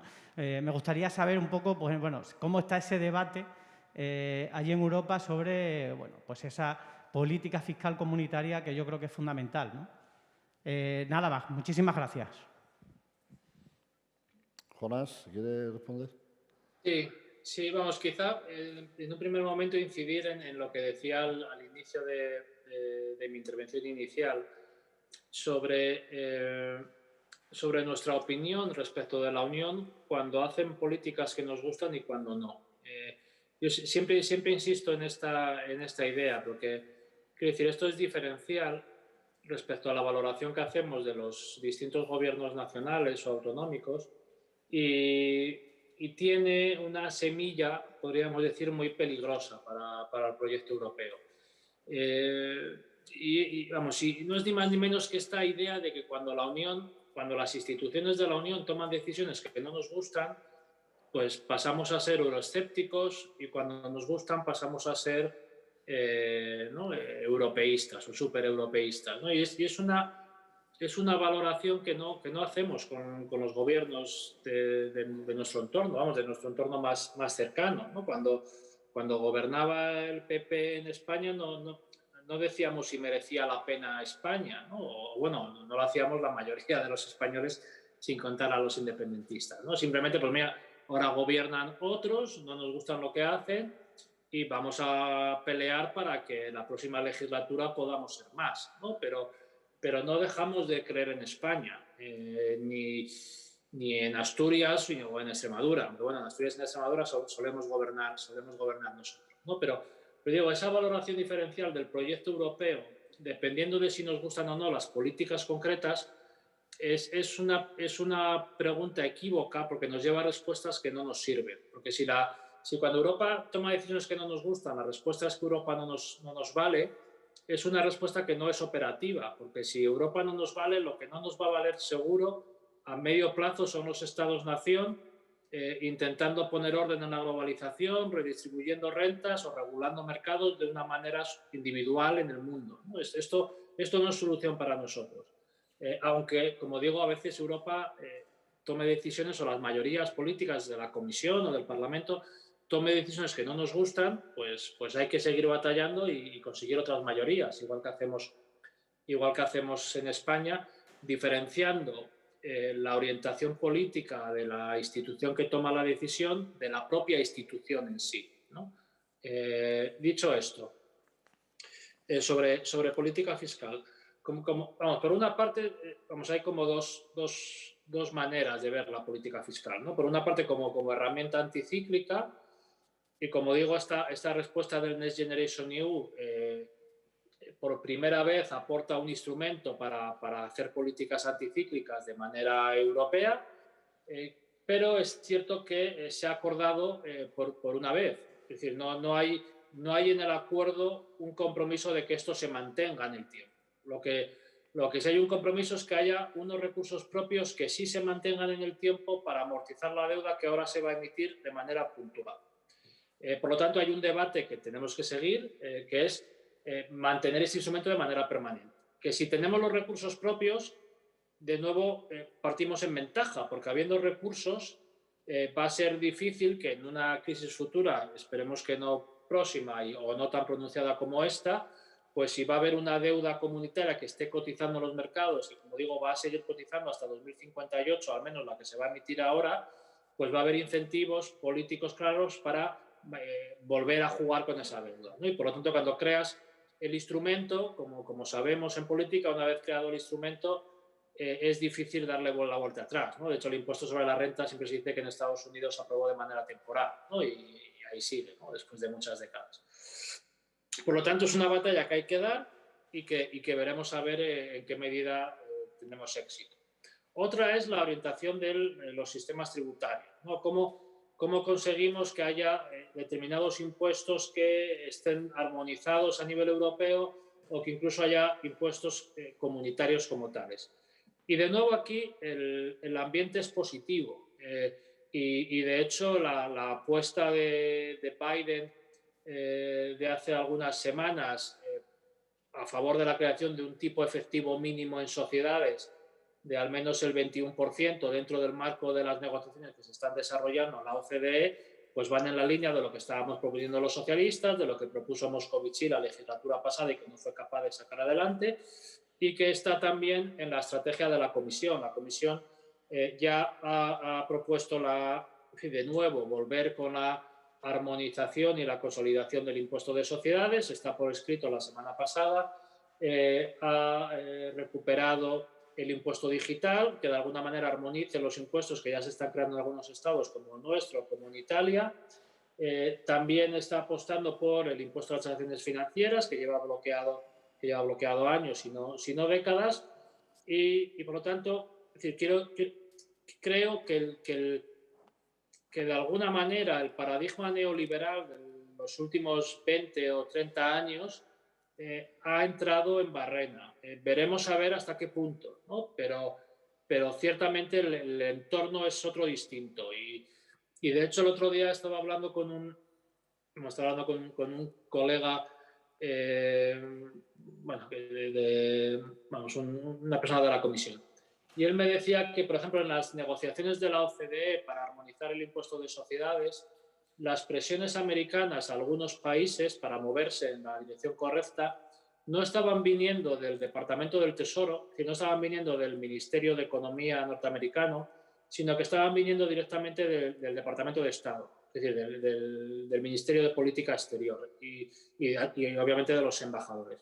Lo que quiere decir con esto es que hay una estrategia americana no ya definida a nivel puramente de los responsables económicos, sino definida desde el punto de vista de la hard politic, ¿no? de la política dura, que van en la dirección de armonizar impuestos de sociedades, de dar la batalla de verdad contra los paraísos fiscales, acabar con la ilusión. La Comisión va a presentar en las próximas semanas un nuevo reglamento sobre lavado de dinero. Quiero decir, soy moderadamente optimista o más optimista de lo que podíamos ser, digo, los socialistas hace algunos años y yo creo que el debate está transcurriendo en la buena dirección. Pero claro, sin cantar victoria todavía, ¿no? Gracias, Jonás. Miguel, ¿hay más preguntas? Tenemos más preguntas. Francisco Macías dice que está bien analizar las diferentes respuestas de Europa a la crisis financiera y pandémica, pero duda que los ciudadanos reconozcan y valoren el giro en la respuesta que se está dando a la crisis. Habla, Francisco, de que la situación es que el PP, con la estrategia de bocadillo de calamares y cañas, ha obtenido el apoyo de alrededor el 30% de los electores de menos de 35 años frente al PSOE, que ha logrado el 12%. Y pregunta, desde Europa, ¿cuál debe ser la reforma laboral que necesitan los jóvenes? ¿Quién se atreve? No, esto es de Jonás, claramente. Hombre, en Europa hay muchas opiniones sobre el mercado laboral español, ¿no? Y obviamente opiniones divergentes teniendo en cuenta la sensibilidad política de quien la emite. La cuestión es cuál puede ser el consenso, ¿no? Por dónde puede ir las líneas que pueden generar un cierto consenso entre las mayorías políticas que sostienen a la Comisión Europea en Europa y las mayorías políticas que sostienen al gobierno de la nación en España, ¿no? Y yo creo que hay un grado de intersección, claramente, ¿no? entre la agenda del gobierno y la agenda de la Comisión, que está sostenida tanto por el PP como por nosotros, y por lo tanto hay un grado de incidencia o de influencia que depende un poco de por dónde nos movamos, incluso dentro de las propias unidades de la comisión, si hablas con unas direcciones generales u otras. Y lo que me consta es que lo que está en el plan nacional que ha presentado España entra dentro del marco de maniobra sobre el cual la comisión puede pivotar, ¿no? Teniendo en cuenta que el mercado laboral en España tiene muchos problemas. Uno de ellos es claramente la entrada de las personas más jóvenes, otro es la cronificación de desempleos de larga duración en personas más, ¿no?, con una edad más avanzada, y la elevada temporalidad que no se combina con los otros dos problemas previos. Sobre cómo resolver esos problemas, pues claramente hay unas vías para resolverlas que parten de principios socialistas y otras que tienen, ¿no?, que son liberal conservadoras. La cuestión es que existe un margen de consenso posible entre las mayorías políticas que sostienen a un gobierno y a otro, y estoy convencido de que se procederá adecuadamente. No sé, no me atrevo a pronunciarme sobre los detalles, ¿no?, de lo que el Gobierno de España presentará. Lo que sí sé son los detalles que están en el plan, que son detalles más bien de objetivos, ¿no?, que de instrumentos, pero los instrumentos que ponga encima de la mesa el Gobierno de España estarán dentro de ese margen que tiene que haber entre las legitimidades democráticas de la democracia española y de la democracia europea. Muy bien, gracias, Jonás. Sí. Sí, buenas tardes a todas y a todos. En primer lugar, pues agradecerles a Jonás y a Nacho sus exposiciones, ¿no?, que la verdad es que son muy, muy interesantes. En segundo lugar, pues agradecer al Partido Socialista de Extremadura y a la Fundación Presidente Rodríguez Ibarra la celebración de este ciclo de conferencias, en las que quizás no hablemos de temas que estén todos los días en las tertulias televisivas y demás, pero que sí que tienen que ver, creo que tienen mucho que ver con la vida de la gente. Y en tercer lugar, pues aprovechando que tenemos aquí al presidente Rodríguez Ibarra, pues lanzarle una pregunta, más que una pregunta, es pedirle que nos haga una breve reflexión de cómo ve él, cómo ve el presidente Rodríguez Ibarra situada a la comunidad autónoma de Extremadura ante esa nueva revolución verde y digital a la que nos enfrentamos en el contexto europeo, y qué repercusión cree el presidente Rodríguez Ibarra que van a tener esos fondos europeos, esos más de 140.000 millones, especialmente para el futuro de los jóvenes. Gracias. Bueno, muchas gracias por la pregunta, pero me cuesta mucho trabajo hablar de Extremadura cuando he tenido durante tantos años la responsabilidad de gobernarla. Y no suelo opinar, no he opinado nunca sobre la política que hay que hacer en la región, porque me parece que sería siempre mal interpretado y por lo tanto prefiero guardar silencio. Pero ahora aparecen unos fondos que, como ha dicho Jonás, una parte importante, 27% parece que has dicho, va destinado a la revolución verde, al cambio climático. Yo pienso que Extremadura no tendrá mucho recorrido en el cambio climático. Es decir, el objetivo me parece que es intentar que las regiones o las zonas carbonizadas se descarbonicen, y nosotros no estamos carbonizados. Por lo tanto, no vamos a recibir fondos para descarbonizarnos.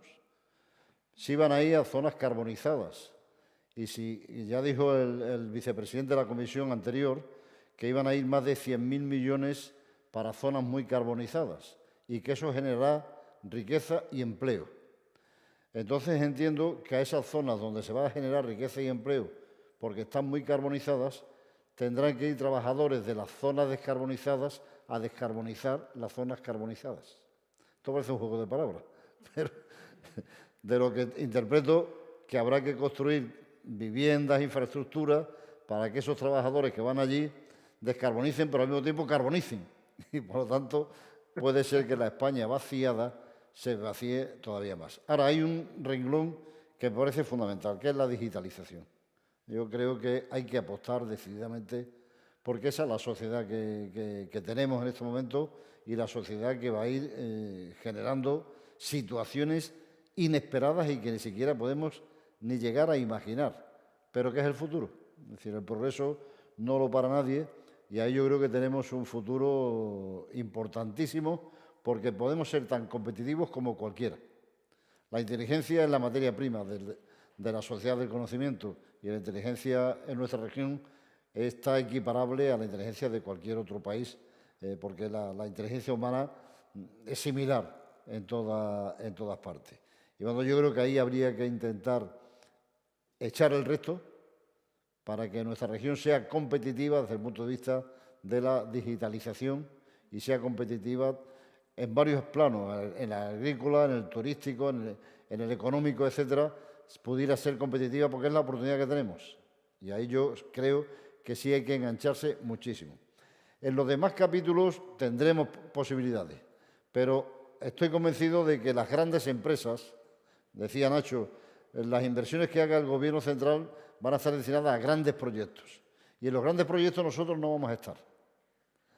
Porque, entre otras cosas, además, cuando se dé ayudas para volver a reiniciar el turismo, nosotros no somos una potencia turística.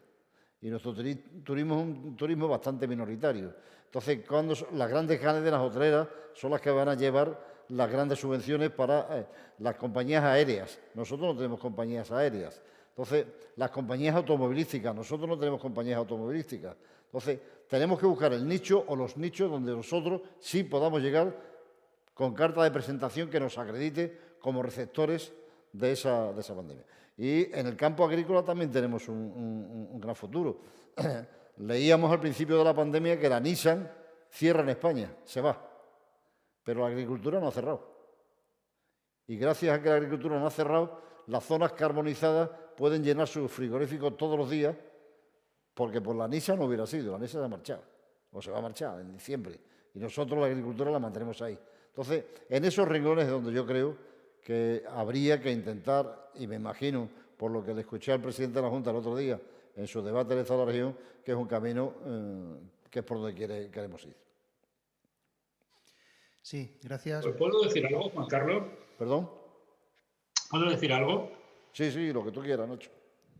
Desde el punto de vista de la absorción, yo creo que haremos una absorción, como todas las administraciones, me refiero en Extremadura, pues razonable y aseada. Y entiendo toda la lógica detrás de las ofertas del presidente a la oposición.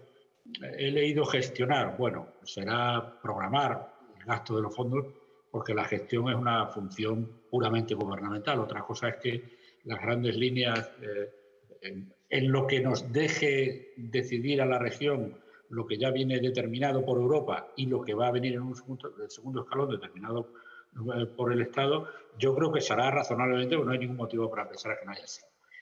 Y me parece lógico que, tratándose de este volumen, ya digo, haya algún tipo de acompañamiento de la oposición o una cobertura parlamentaria, no en la gestión, sino en la programación o en las grandes líneas en las que hay que estar. Lo que me preocupa más, y porque ahora veo a mi tierra más desde lejos, es una actitud que Juan Carlos denunció y que yo la veo resucitar ahora, que es, nos ha engañado siempre. Somos los tontos, somos los de la película aquella.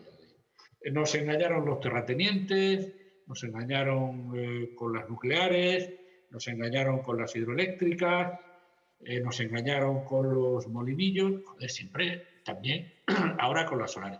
Hombre, esta retórica de que en Extremadura siempre somos engañados me parece muy peligrosa.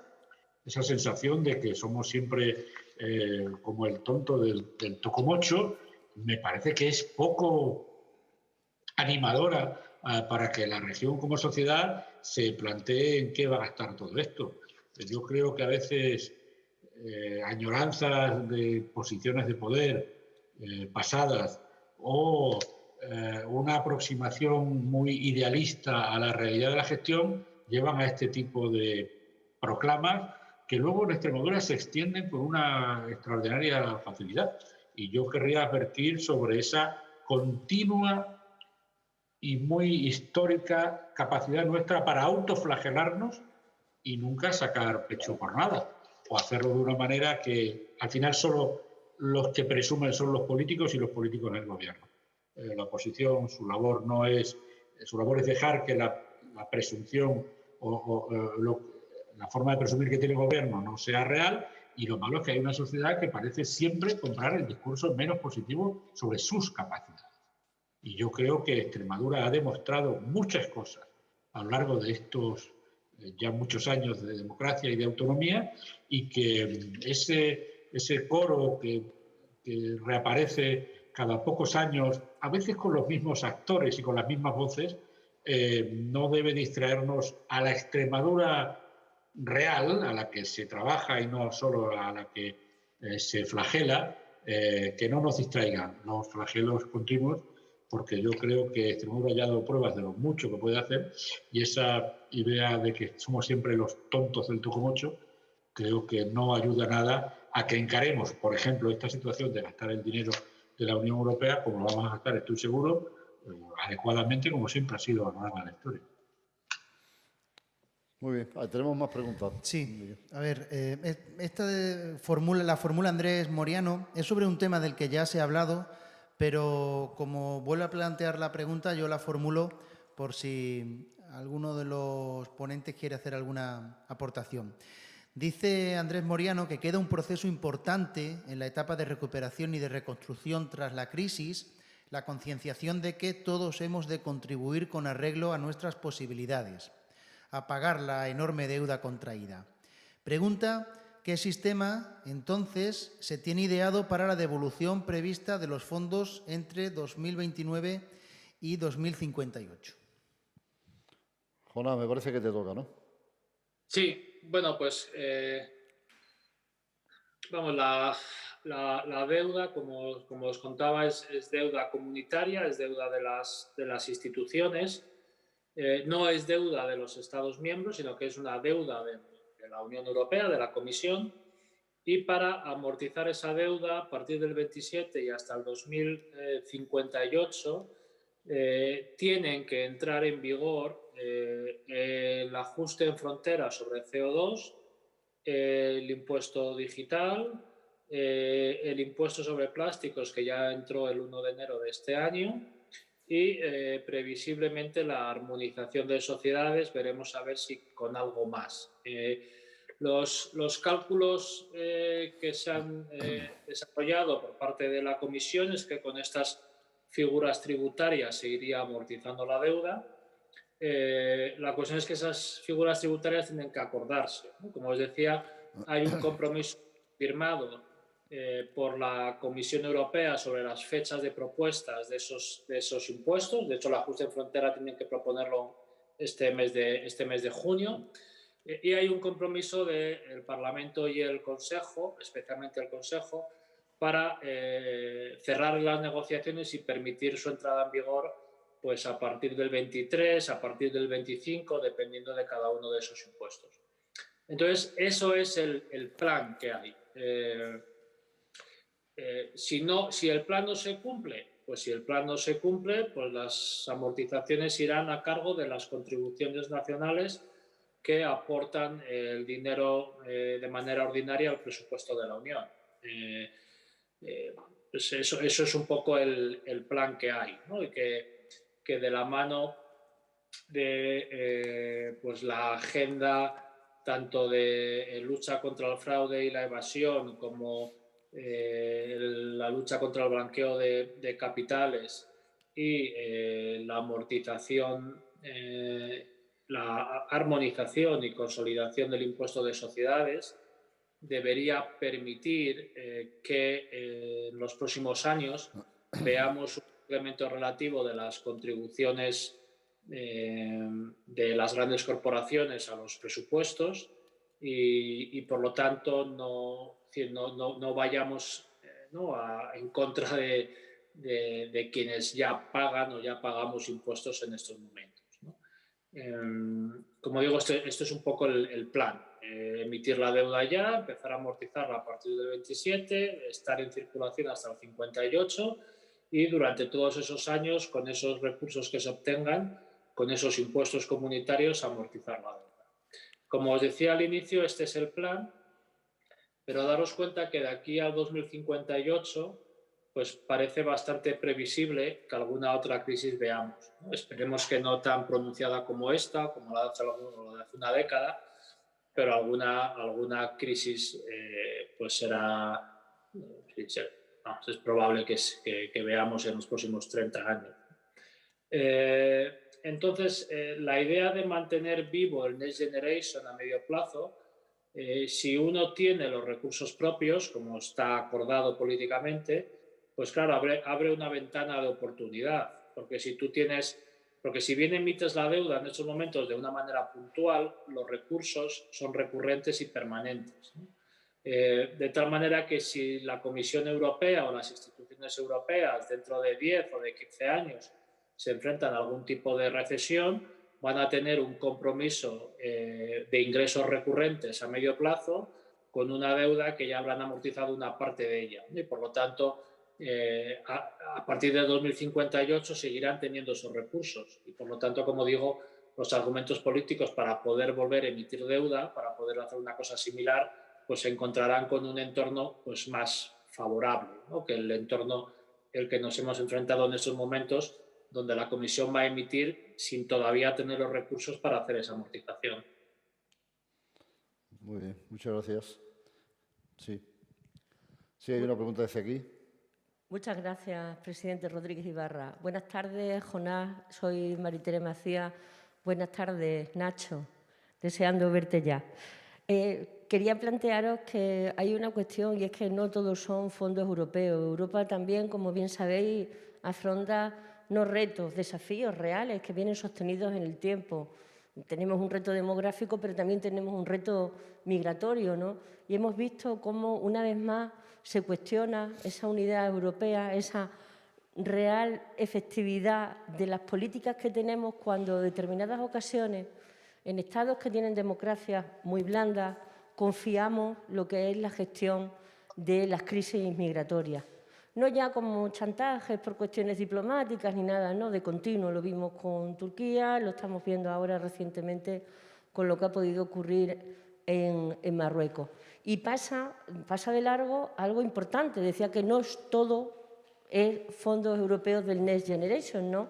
Tenemos desde abril lo que son las bases del Instrumento Unificado de Acción Exterior, ¿no? Que pondrá en manos de los países europeos 79.500 millones de euros, creo que era, para usar durante 7 años. Y yo, como europarlamentarios que sois los dos, pregunto, ¿cómo va a afrontar Europa con este nuevo instrumento integrado para una gestión unificada, para la vecindad, para la cooperación, todo lo que es el desafío migratorio?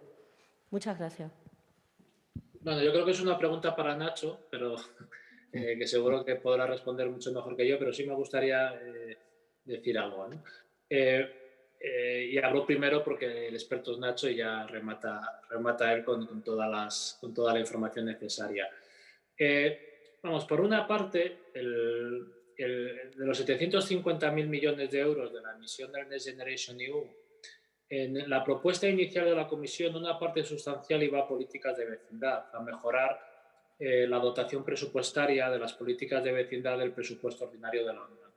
Y uno de los problemas del acuerdo del Consejo Europeo que facilitó políticamente el Next Generation EU fue que la exigencia de los autodenominados frugales para, por una parte, elevar sus propios cheques, es decir, aquella parte que Europa devuelve a los estados y considera que aporta de más, y por otra parte su petición de elevar la proporción de crédito respecto a la proporción de subvenciones directas llevó a que efectivamente los cheques para esos países crecieran, que la proporción de crédito se elevara un poquitito, pero que para mantener el flujo de financiación a los estados el Consejo Europeo decidiera quedarse con más parte de los 750.000.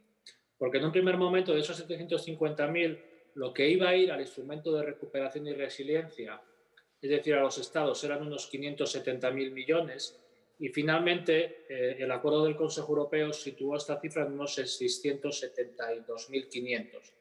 Y los 50.000 millones que el Consejo retiró del Next Generation para vincularlo al instrumento de recuperación y resiliencia, lo hizo a cargo de algunos programas claves de la Unión, entre ellos la política de vecindad. Y fue muy criticado por parte del Parlamento, entendiendo, por otra parte, la bondad del acuerdo general.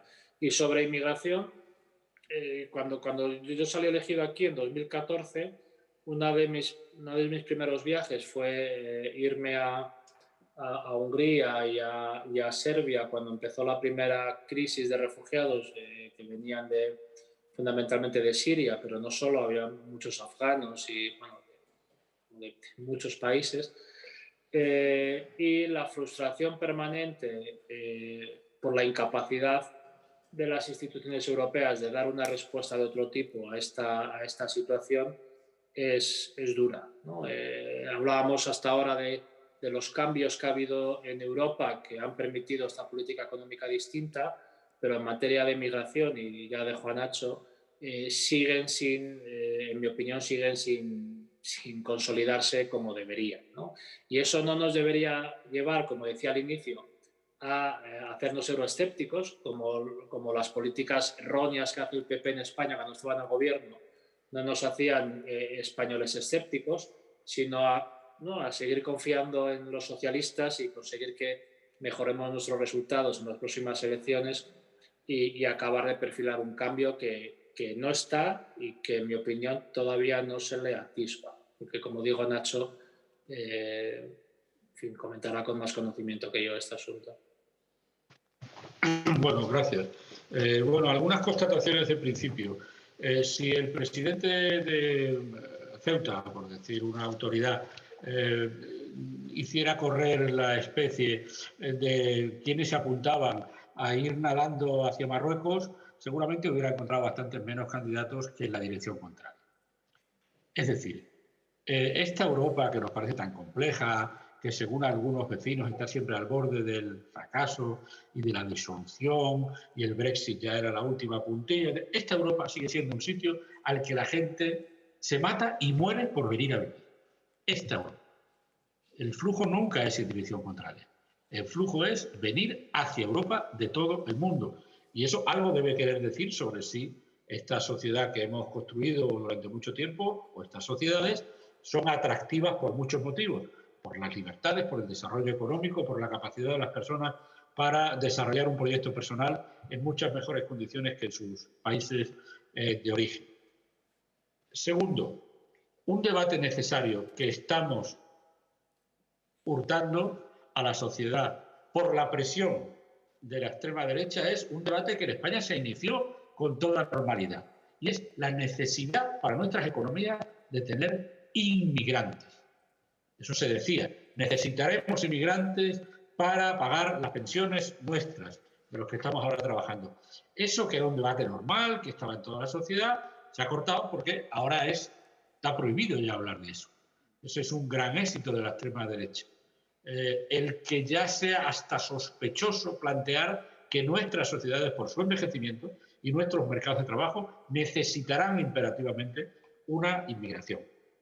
Que obviamente todos preferimos que sea una inmigración regulada, normalizada y formalizada, pero hay mucha gente llamando a nuestras puertas porque África está muy cerca. Y por eso en España ha sido tan razonablemente sencillo acoger una enorme cantidad de trabajadores inmigrantes de Latinoamérica que por similitudes culturales y de identidad y de lengua se han incorporado al mercado de trabajo de una manera muy normalizada y sin grandes aspavientos.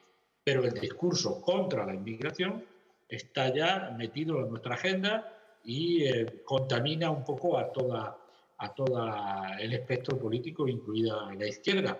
Y hay que ver cómo hablan de inmigración algunos socialdemócratas nórdicos. Hay que escucharles. Nos quedaríamos todos bastante asombrados de que puedan llamarse socialdemócratas. Ese es el marco que tenemos y el que estamos perdiendo, que es un debate tranquilo sobre la necesidad de la inmigración. Y luego está la urgencia de la crisis y lo que pasó en el año 15 con la huida de millones de personas de Siria y la presión desorganizada sobre nuestras fronteras y nuestras sociedades, que fueron utilizadas por la extrema derecha para alimentar su discurso y que fueron desaprovechadas por la Unión Europea. Yo siempre lo he dicho, yo conozco muy bien el dossier de Turquía.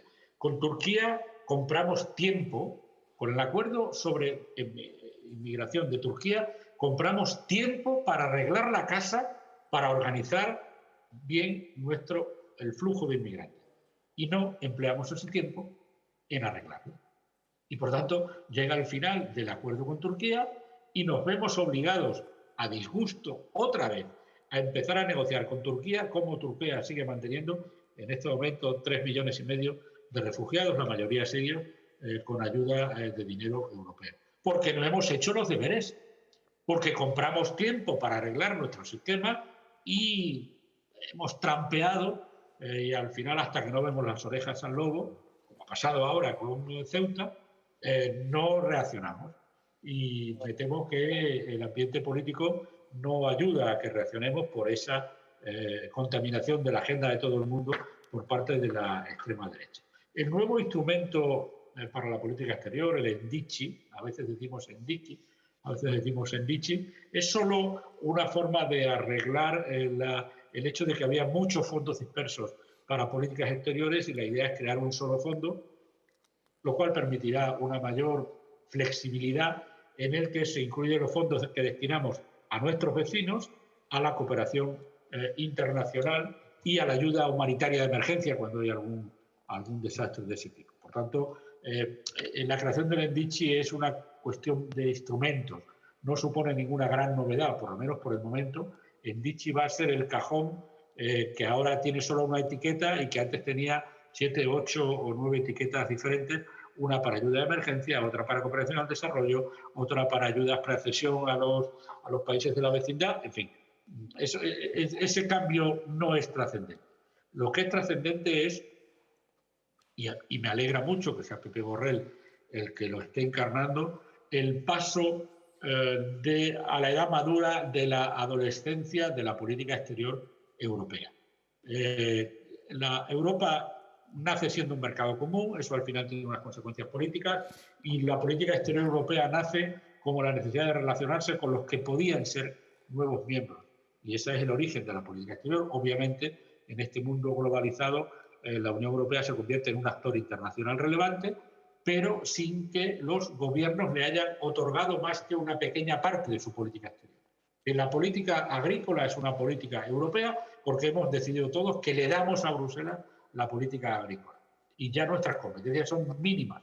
No ha pasado con la política exterior.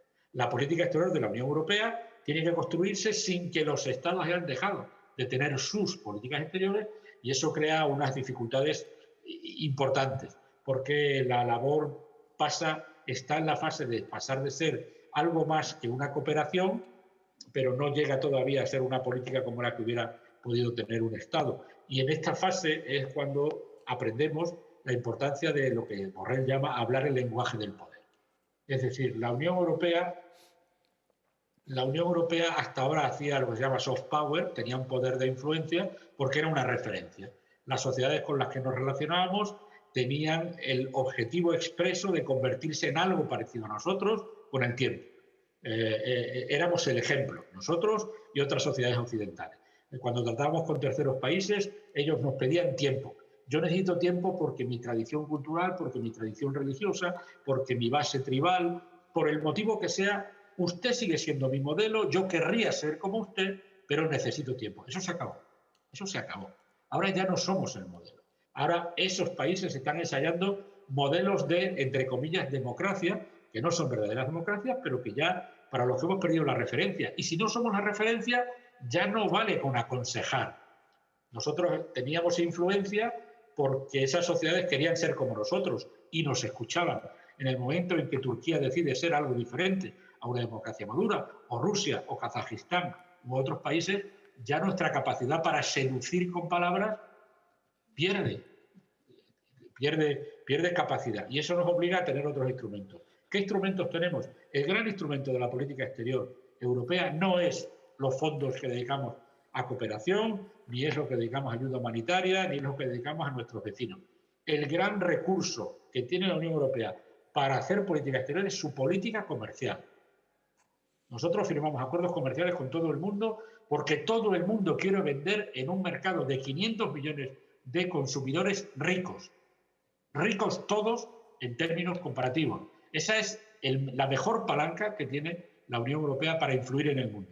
Porque cuando alguien quiere comerciar con nosotros, le decimos, vamos a abrir las fronteras, vamos a reducir los aranceles, vamos a establecer unos sistemas preferenciales para sus productos a cambio de que usted tenga una diferente legislación laboral, a cambio de que usted permita trabajar a los sindicatos, a cambio de que usted no tenga en prisión a estos periodistas. Y ese ha sido el mejor instrumento que hemos tenido y el que seguimos teniendo. A ellos se están uniendo otros. Por ejemplo, acabamos de aprobar algo que nunca había existido, sanciones europeas por motivos de derechos humanos, y ya se están empezando a utilizar con Rusia, con Turquía y con otros países. Es decir, estamos aprendiendo que nuestro soft power tiene que convertirse en un hard power. Y eso no es fácil cuando uno no tiene un ejército con el que tener la influencia y la capacidad para obligar a otros a hacer. Y ese es el dilema o el momento en el que se encuentra la política exterior europea. Un momento de consolidación, de madurez, sin que los Estados nos hayan dado todos los instrumentos que necesitaríamos para utilizar este poder duro. Y el Endichi es el Endichi. Y nuestros problemas con la política de inmigración son el reflejo de este estado entre la adolescencia del consejo amigable y la madurez del te voy a poner una sanción como prohibir los sobrevuelos por tu espacio aéreo o prohibir que ningún avión de Bielorrusia venga a la Unión Europea. Esta es la enseñanza en la que estamos y el Endichi es un instrumento que nos ayudará a explorar una capacidad europea que hasta ahora ha estado muy mediatizada por las políticas exteriores de los miembros de la Unión Europea. Ese es el momento, yo creo, en el que podemos decir que estamos también en materia de inmigración. No hemos hecho los deberes, vuelve a haber una presión migratoria artificial como la de Melilla, o cíclica o crónica como la que sucede en Libia, Italia, y la presión en Grecia, en Chipre y todo en los Balcanes por los conflictos en Asia, y desgraciadamente no podemos presumir de haber organizado y de qué haríamos si llegara a haber otra vez una situación como la del año 15. Sí, por añadir algo a este asunto, que me parece también trascendente, el tema de la migración. No hay duda de que el discurso de la extrema derecha en el tema migratorio entra con gran facilidad en las vísceras de mucha gente. Y el riesgo que tiene la izquierda es adoptar ese discurso y esa posición para ser competitivo en determinados sectores de la población que creen eso de que el emigrante perjudica y que los emigrantes vienen a matarnos y a violar a nuestras mujeres y a quitarnos el trabajo y a imponernos sus costumbres. Todo eso entra bien. Claro, hacer lo que ha dicho Nacho, de que la inmigración es necesaria en España, es una posición valiente, pero es la posición que yo creo que hay que defender, no solamente porque nuestra economía lo necesita, sino porque nuestra decencia también lo necesita. Y porque nuestra democracia también lo necesita. Nuestra democracia se fortalece mucho más con el discurso a favor de los que nacieron un metro más allá de lo que nacimos nosotros que con el discurso de la extrema derecha. Y nuestra conciencia responde mejor o peor cuando ves a ese niño recién salido del agua, envuelto en una manta roja de la Cruz Roja, y con esos ojos negros mirándote fijamente en el telediario, ¿qué respondemos? La respuesta que oyen casi siempre es la de la extrema derecha, fuera, vallas, concertinas, y no escuchan el discurso de la izquierda en el sentido de lo que pensamos que deben ser las razones de nuestros sentimientos profundos. Es decir, todo el mundo es igual. Independientemente de donde haya nacido, decimos, dentro del territorio nacional. Y nos preocupamos mucho, a veces, por las fronteras, como si las fronteras fueran una cosa sagrada que están ahí desde siempre. Por cierto, me meto también con este tema en otro asunto más peligroso. Los comentaristas políticos piensan, por lo que yo oigo, que toda esta cosa que ha pasado en Ceuta es la consecuencia de que en Marruecos, las autoridades marroquíes, desde el rey al primer ministro y su gobierno, lo que quieren es que Ceuta y Melilla se independicen de España y pasen a formar parte de Marruecos. Yo no he oído todavía al rey de Marruecos ni al primer ministro decirlo, pero se sospecha, por parte de los comentaristas que más saben de estos asuntos, que el fenómeno de meter miles de personas en Ceuta es para quedarse con Ceuta y Melilla. No lo he oído, pero eso se sospecha. Ahora sí he oído al actual presidente, que tomó posesión ayer por la tarde de la Generalitat de Cataluña, decir que se quieren marchar y que quieren independizarse. Y todavía no he oído a nadie que diga, oiga, nosotros vamos a defender nuestra frontera, que nadie se engañe, que vamos a defender nuestra frontera. Se lo decimos a Marruecos, pero tienen que escuchar también otros. Nosotros defendemos nuestras fronteras. Sí, dos preguntas que tenemos pendientes. La primera es de Maite Salazar. Afirma que uno de los retos de la economía en 2021 será la revitalización de las exportaciones tras el fin del Brexit y la era Trump. ¿Cuáles creen que serían las claves de este nuevo escenario? ¿Quién va? ¿Jonás? Sí, bueno, el Brexit no ha estado dando dolores de cabeza por aquí desde hace ya algunos años, y aún a pesar de haber firmado ya recientemente no solamente el acuerdo de salida, sino el acuerdo de relaciones futuras y presentes con el Reino Unido, yo creo que va a seguir dándonos dolores de cabeza durante años, porque hablaba Nacho antes de la política comercial, ¿no? Pues dar lugar a negociaciones largas donde las partes, ¿no?, buscan puntos de acuerdo donde mejorar el comercio entre dos zonas, ¿no?, dos jurisdicciones. Y en este caso estamos hablando de una ruptura, de una relación de décadas, donde previsiblemente esas relaciones ya no vayan a ir convergiendo en la medida en que las regulaciones se vayan diferenciando entre el Reino Unido y la Unión Europea. Por lo tanto, ahora mismo hay un acuerdo, hay unas reglas que rigen el comercio entre el Reino Unido y Europa. Muchos de los detalles están todavía pendientes de aterrizar, ¿no? O dicho de otra manera, lo que está pactado en un tratado tiene que traducirse en la práctica, y hay muchas cuestiones que están, pues bueno, que iremos viendo cómo se aplican. La salida de Trump, sin duda, en fin, al menos hemos percibido una cierta reducción de una retórica, ¿no?, del American First de Trump, pero la aproximación más proteccionista en parte se va a quedar en Estados Unidos durante un tiempo. De hecho, hay quien dice que las propuestas tributarias de Biden a escala internacional van dirigidas más allá de a mejorar, ¿no?, la retribución o los ingresos públicos de los estados, pues van dirigidas también a dar un espacio al propio incremento tributario de Estados Unidos, y que por lo tanto puede tener una versión proteccionista en la interpretación de esas medidas. En cualquier caso, las declaraciones de Biden hasta ahora en este ámbito no han sido claramente diferenciales con lo que escuchábamos en Estados Unidos en los últimos años.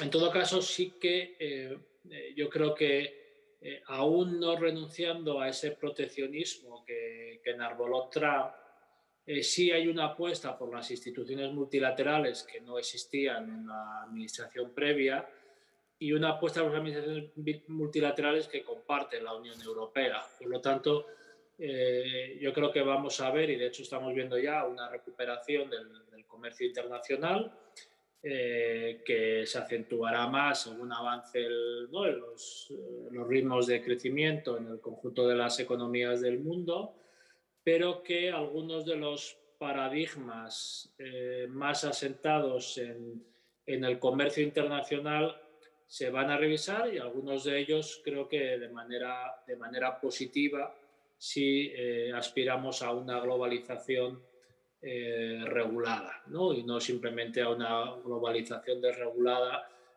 por el camino por el que atravesaba el mundo en los años previos. En todo caso, ¿hasta qué punto vamos a un comercio multilateral con algunas medidas de protección, pero podríamos decir con un Estado de Derecho, ¿no?, internacional sólido, que es lo que propone la Unión Europea con los tribunales públicos, por ejemplo, de resolución de disputas y estas cosas? Pues no estamos en condiciones de aseverar cuál será el resultado. Yo creo que hay una reorientación de la globalización que es necesaria, sin caer en proteccionismos extremos, y veremos a ver, porque claro, todo esto se combina con la posición de China, que está, como bien puede comentar Nacho, dislocando claramente el comercio internacional, ¿no?, las pautas habituales del comercio internacional. ¿Quieres añadir algo, Nacho? ¿O pasamos a la siguiente pregunta? Creo que es la última, ¿no? Pasamos. Yo creo que lo ha explicado bien, Jonás. Estupendo. Siguiente. Pues la última pregunta la formula Francisco Cerrato. Pregunta en concreto sobre los fondos para el medio rural.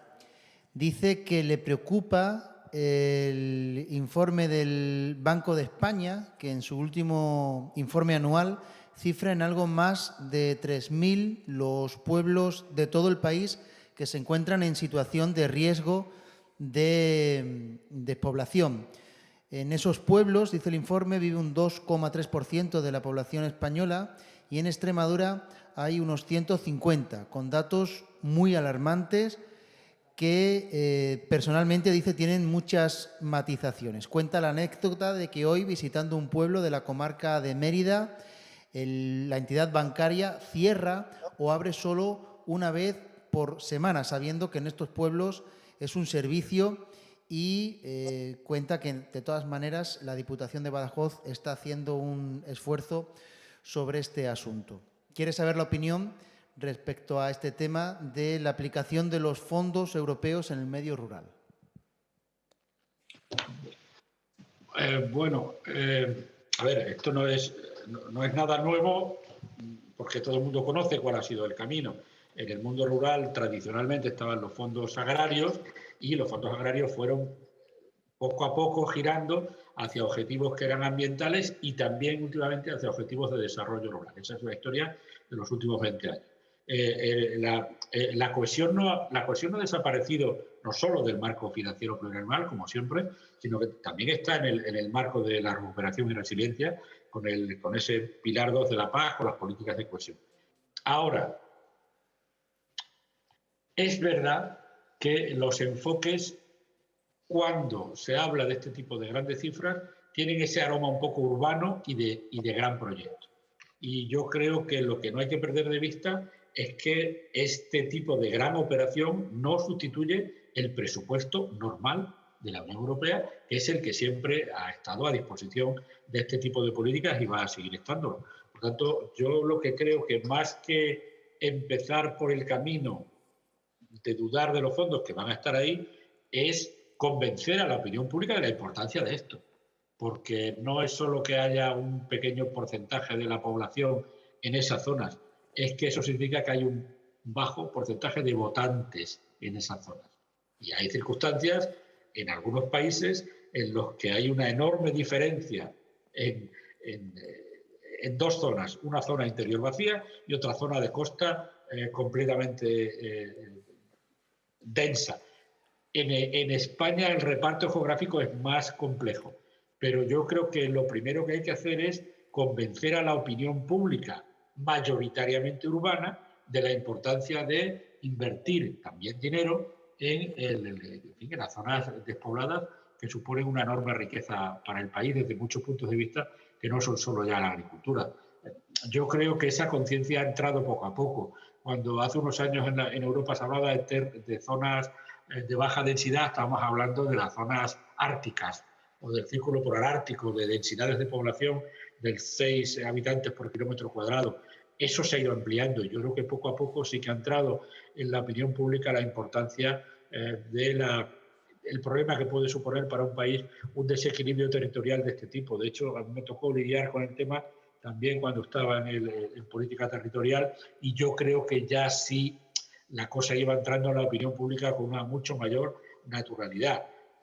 Hay mucho que hacer, desde luego, pero creo que un elemento esencial, dado ese bajo porcentaje de población y, por tanto, su escasa capacidad para organizar la presión política que supone el voto sobre los grandes partidos y los grandes intereses, hay que hacer una labor de persuasión para que lo que hoy son mayoritariamente una sociedad urbana, urbanizada, tenga conciencia de la importancia del mantenimiento y de la labor económica de esos territorios. Yo creo que todas las administraciones en España ahora sí son conscientes. El dinero europeo va a seguir estando por vía del Fondo de Recuperación y por vía del presupuesto habitual que siempre se ha dedicado a los pilares de la paz que tienen que ver con el desarrollo rural, y yo creo que esa es una labor en la que todas las administraciones tienen que hacer un esfuerzo.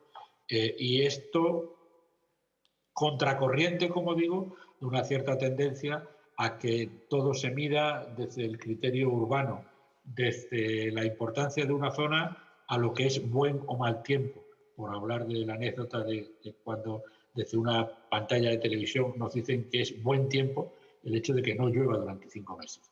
En fin, ese tipo de lógicas yo creo que hay que contrarrestarlas, y yo creo que poco a poco la preocupación por la situación de esa zona sí ha entrado en la opinión pública española y en la europea, y ahora es más fácil convencer de que hay que hacer cosas ahí y poner dinero en ese mundo rural deshabitado, y no solo como hace muchos años en el mundo rural productivo y agrario.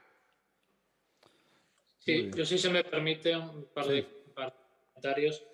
Bueno, yo creo que el papel del informe del Banco de España es un buen papel que claramente marca un diagnóstico de la situación, y que de alguna manera hace más evidente, ¿no?, una preocupación colectiva sobre el futuro del mundo rural, pero que tampoco detalla ¿no?, las respuestas necesarias desde las instituciones para combatirlo. Yo creo que es un problema que más o menos se comparte, pero que no acabamos de dar con la tecla para revertir, ¿no?, las tendencias actuales. En el instrumento de recuperación y resiliencia, en uno de los pilares por los cuales se van a analizar los planes nacionales es la cohesión territorial. En los fondos FEDER se ha habilitado una contribución extra para los municipios con baja demografía o que está perdiendo población rápidamente.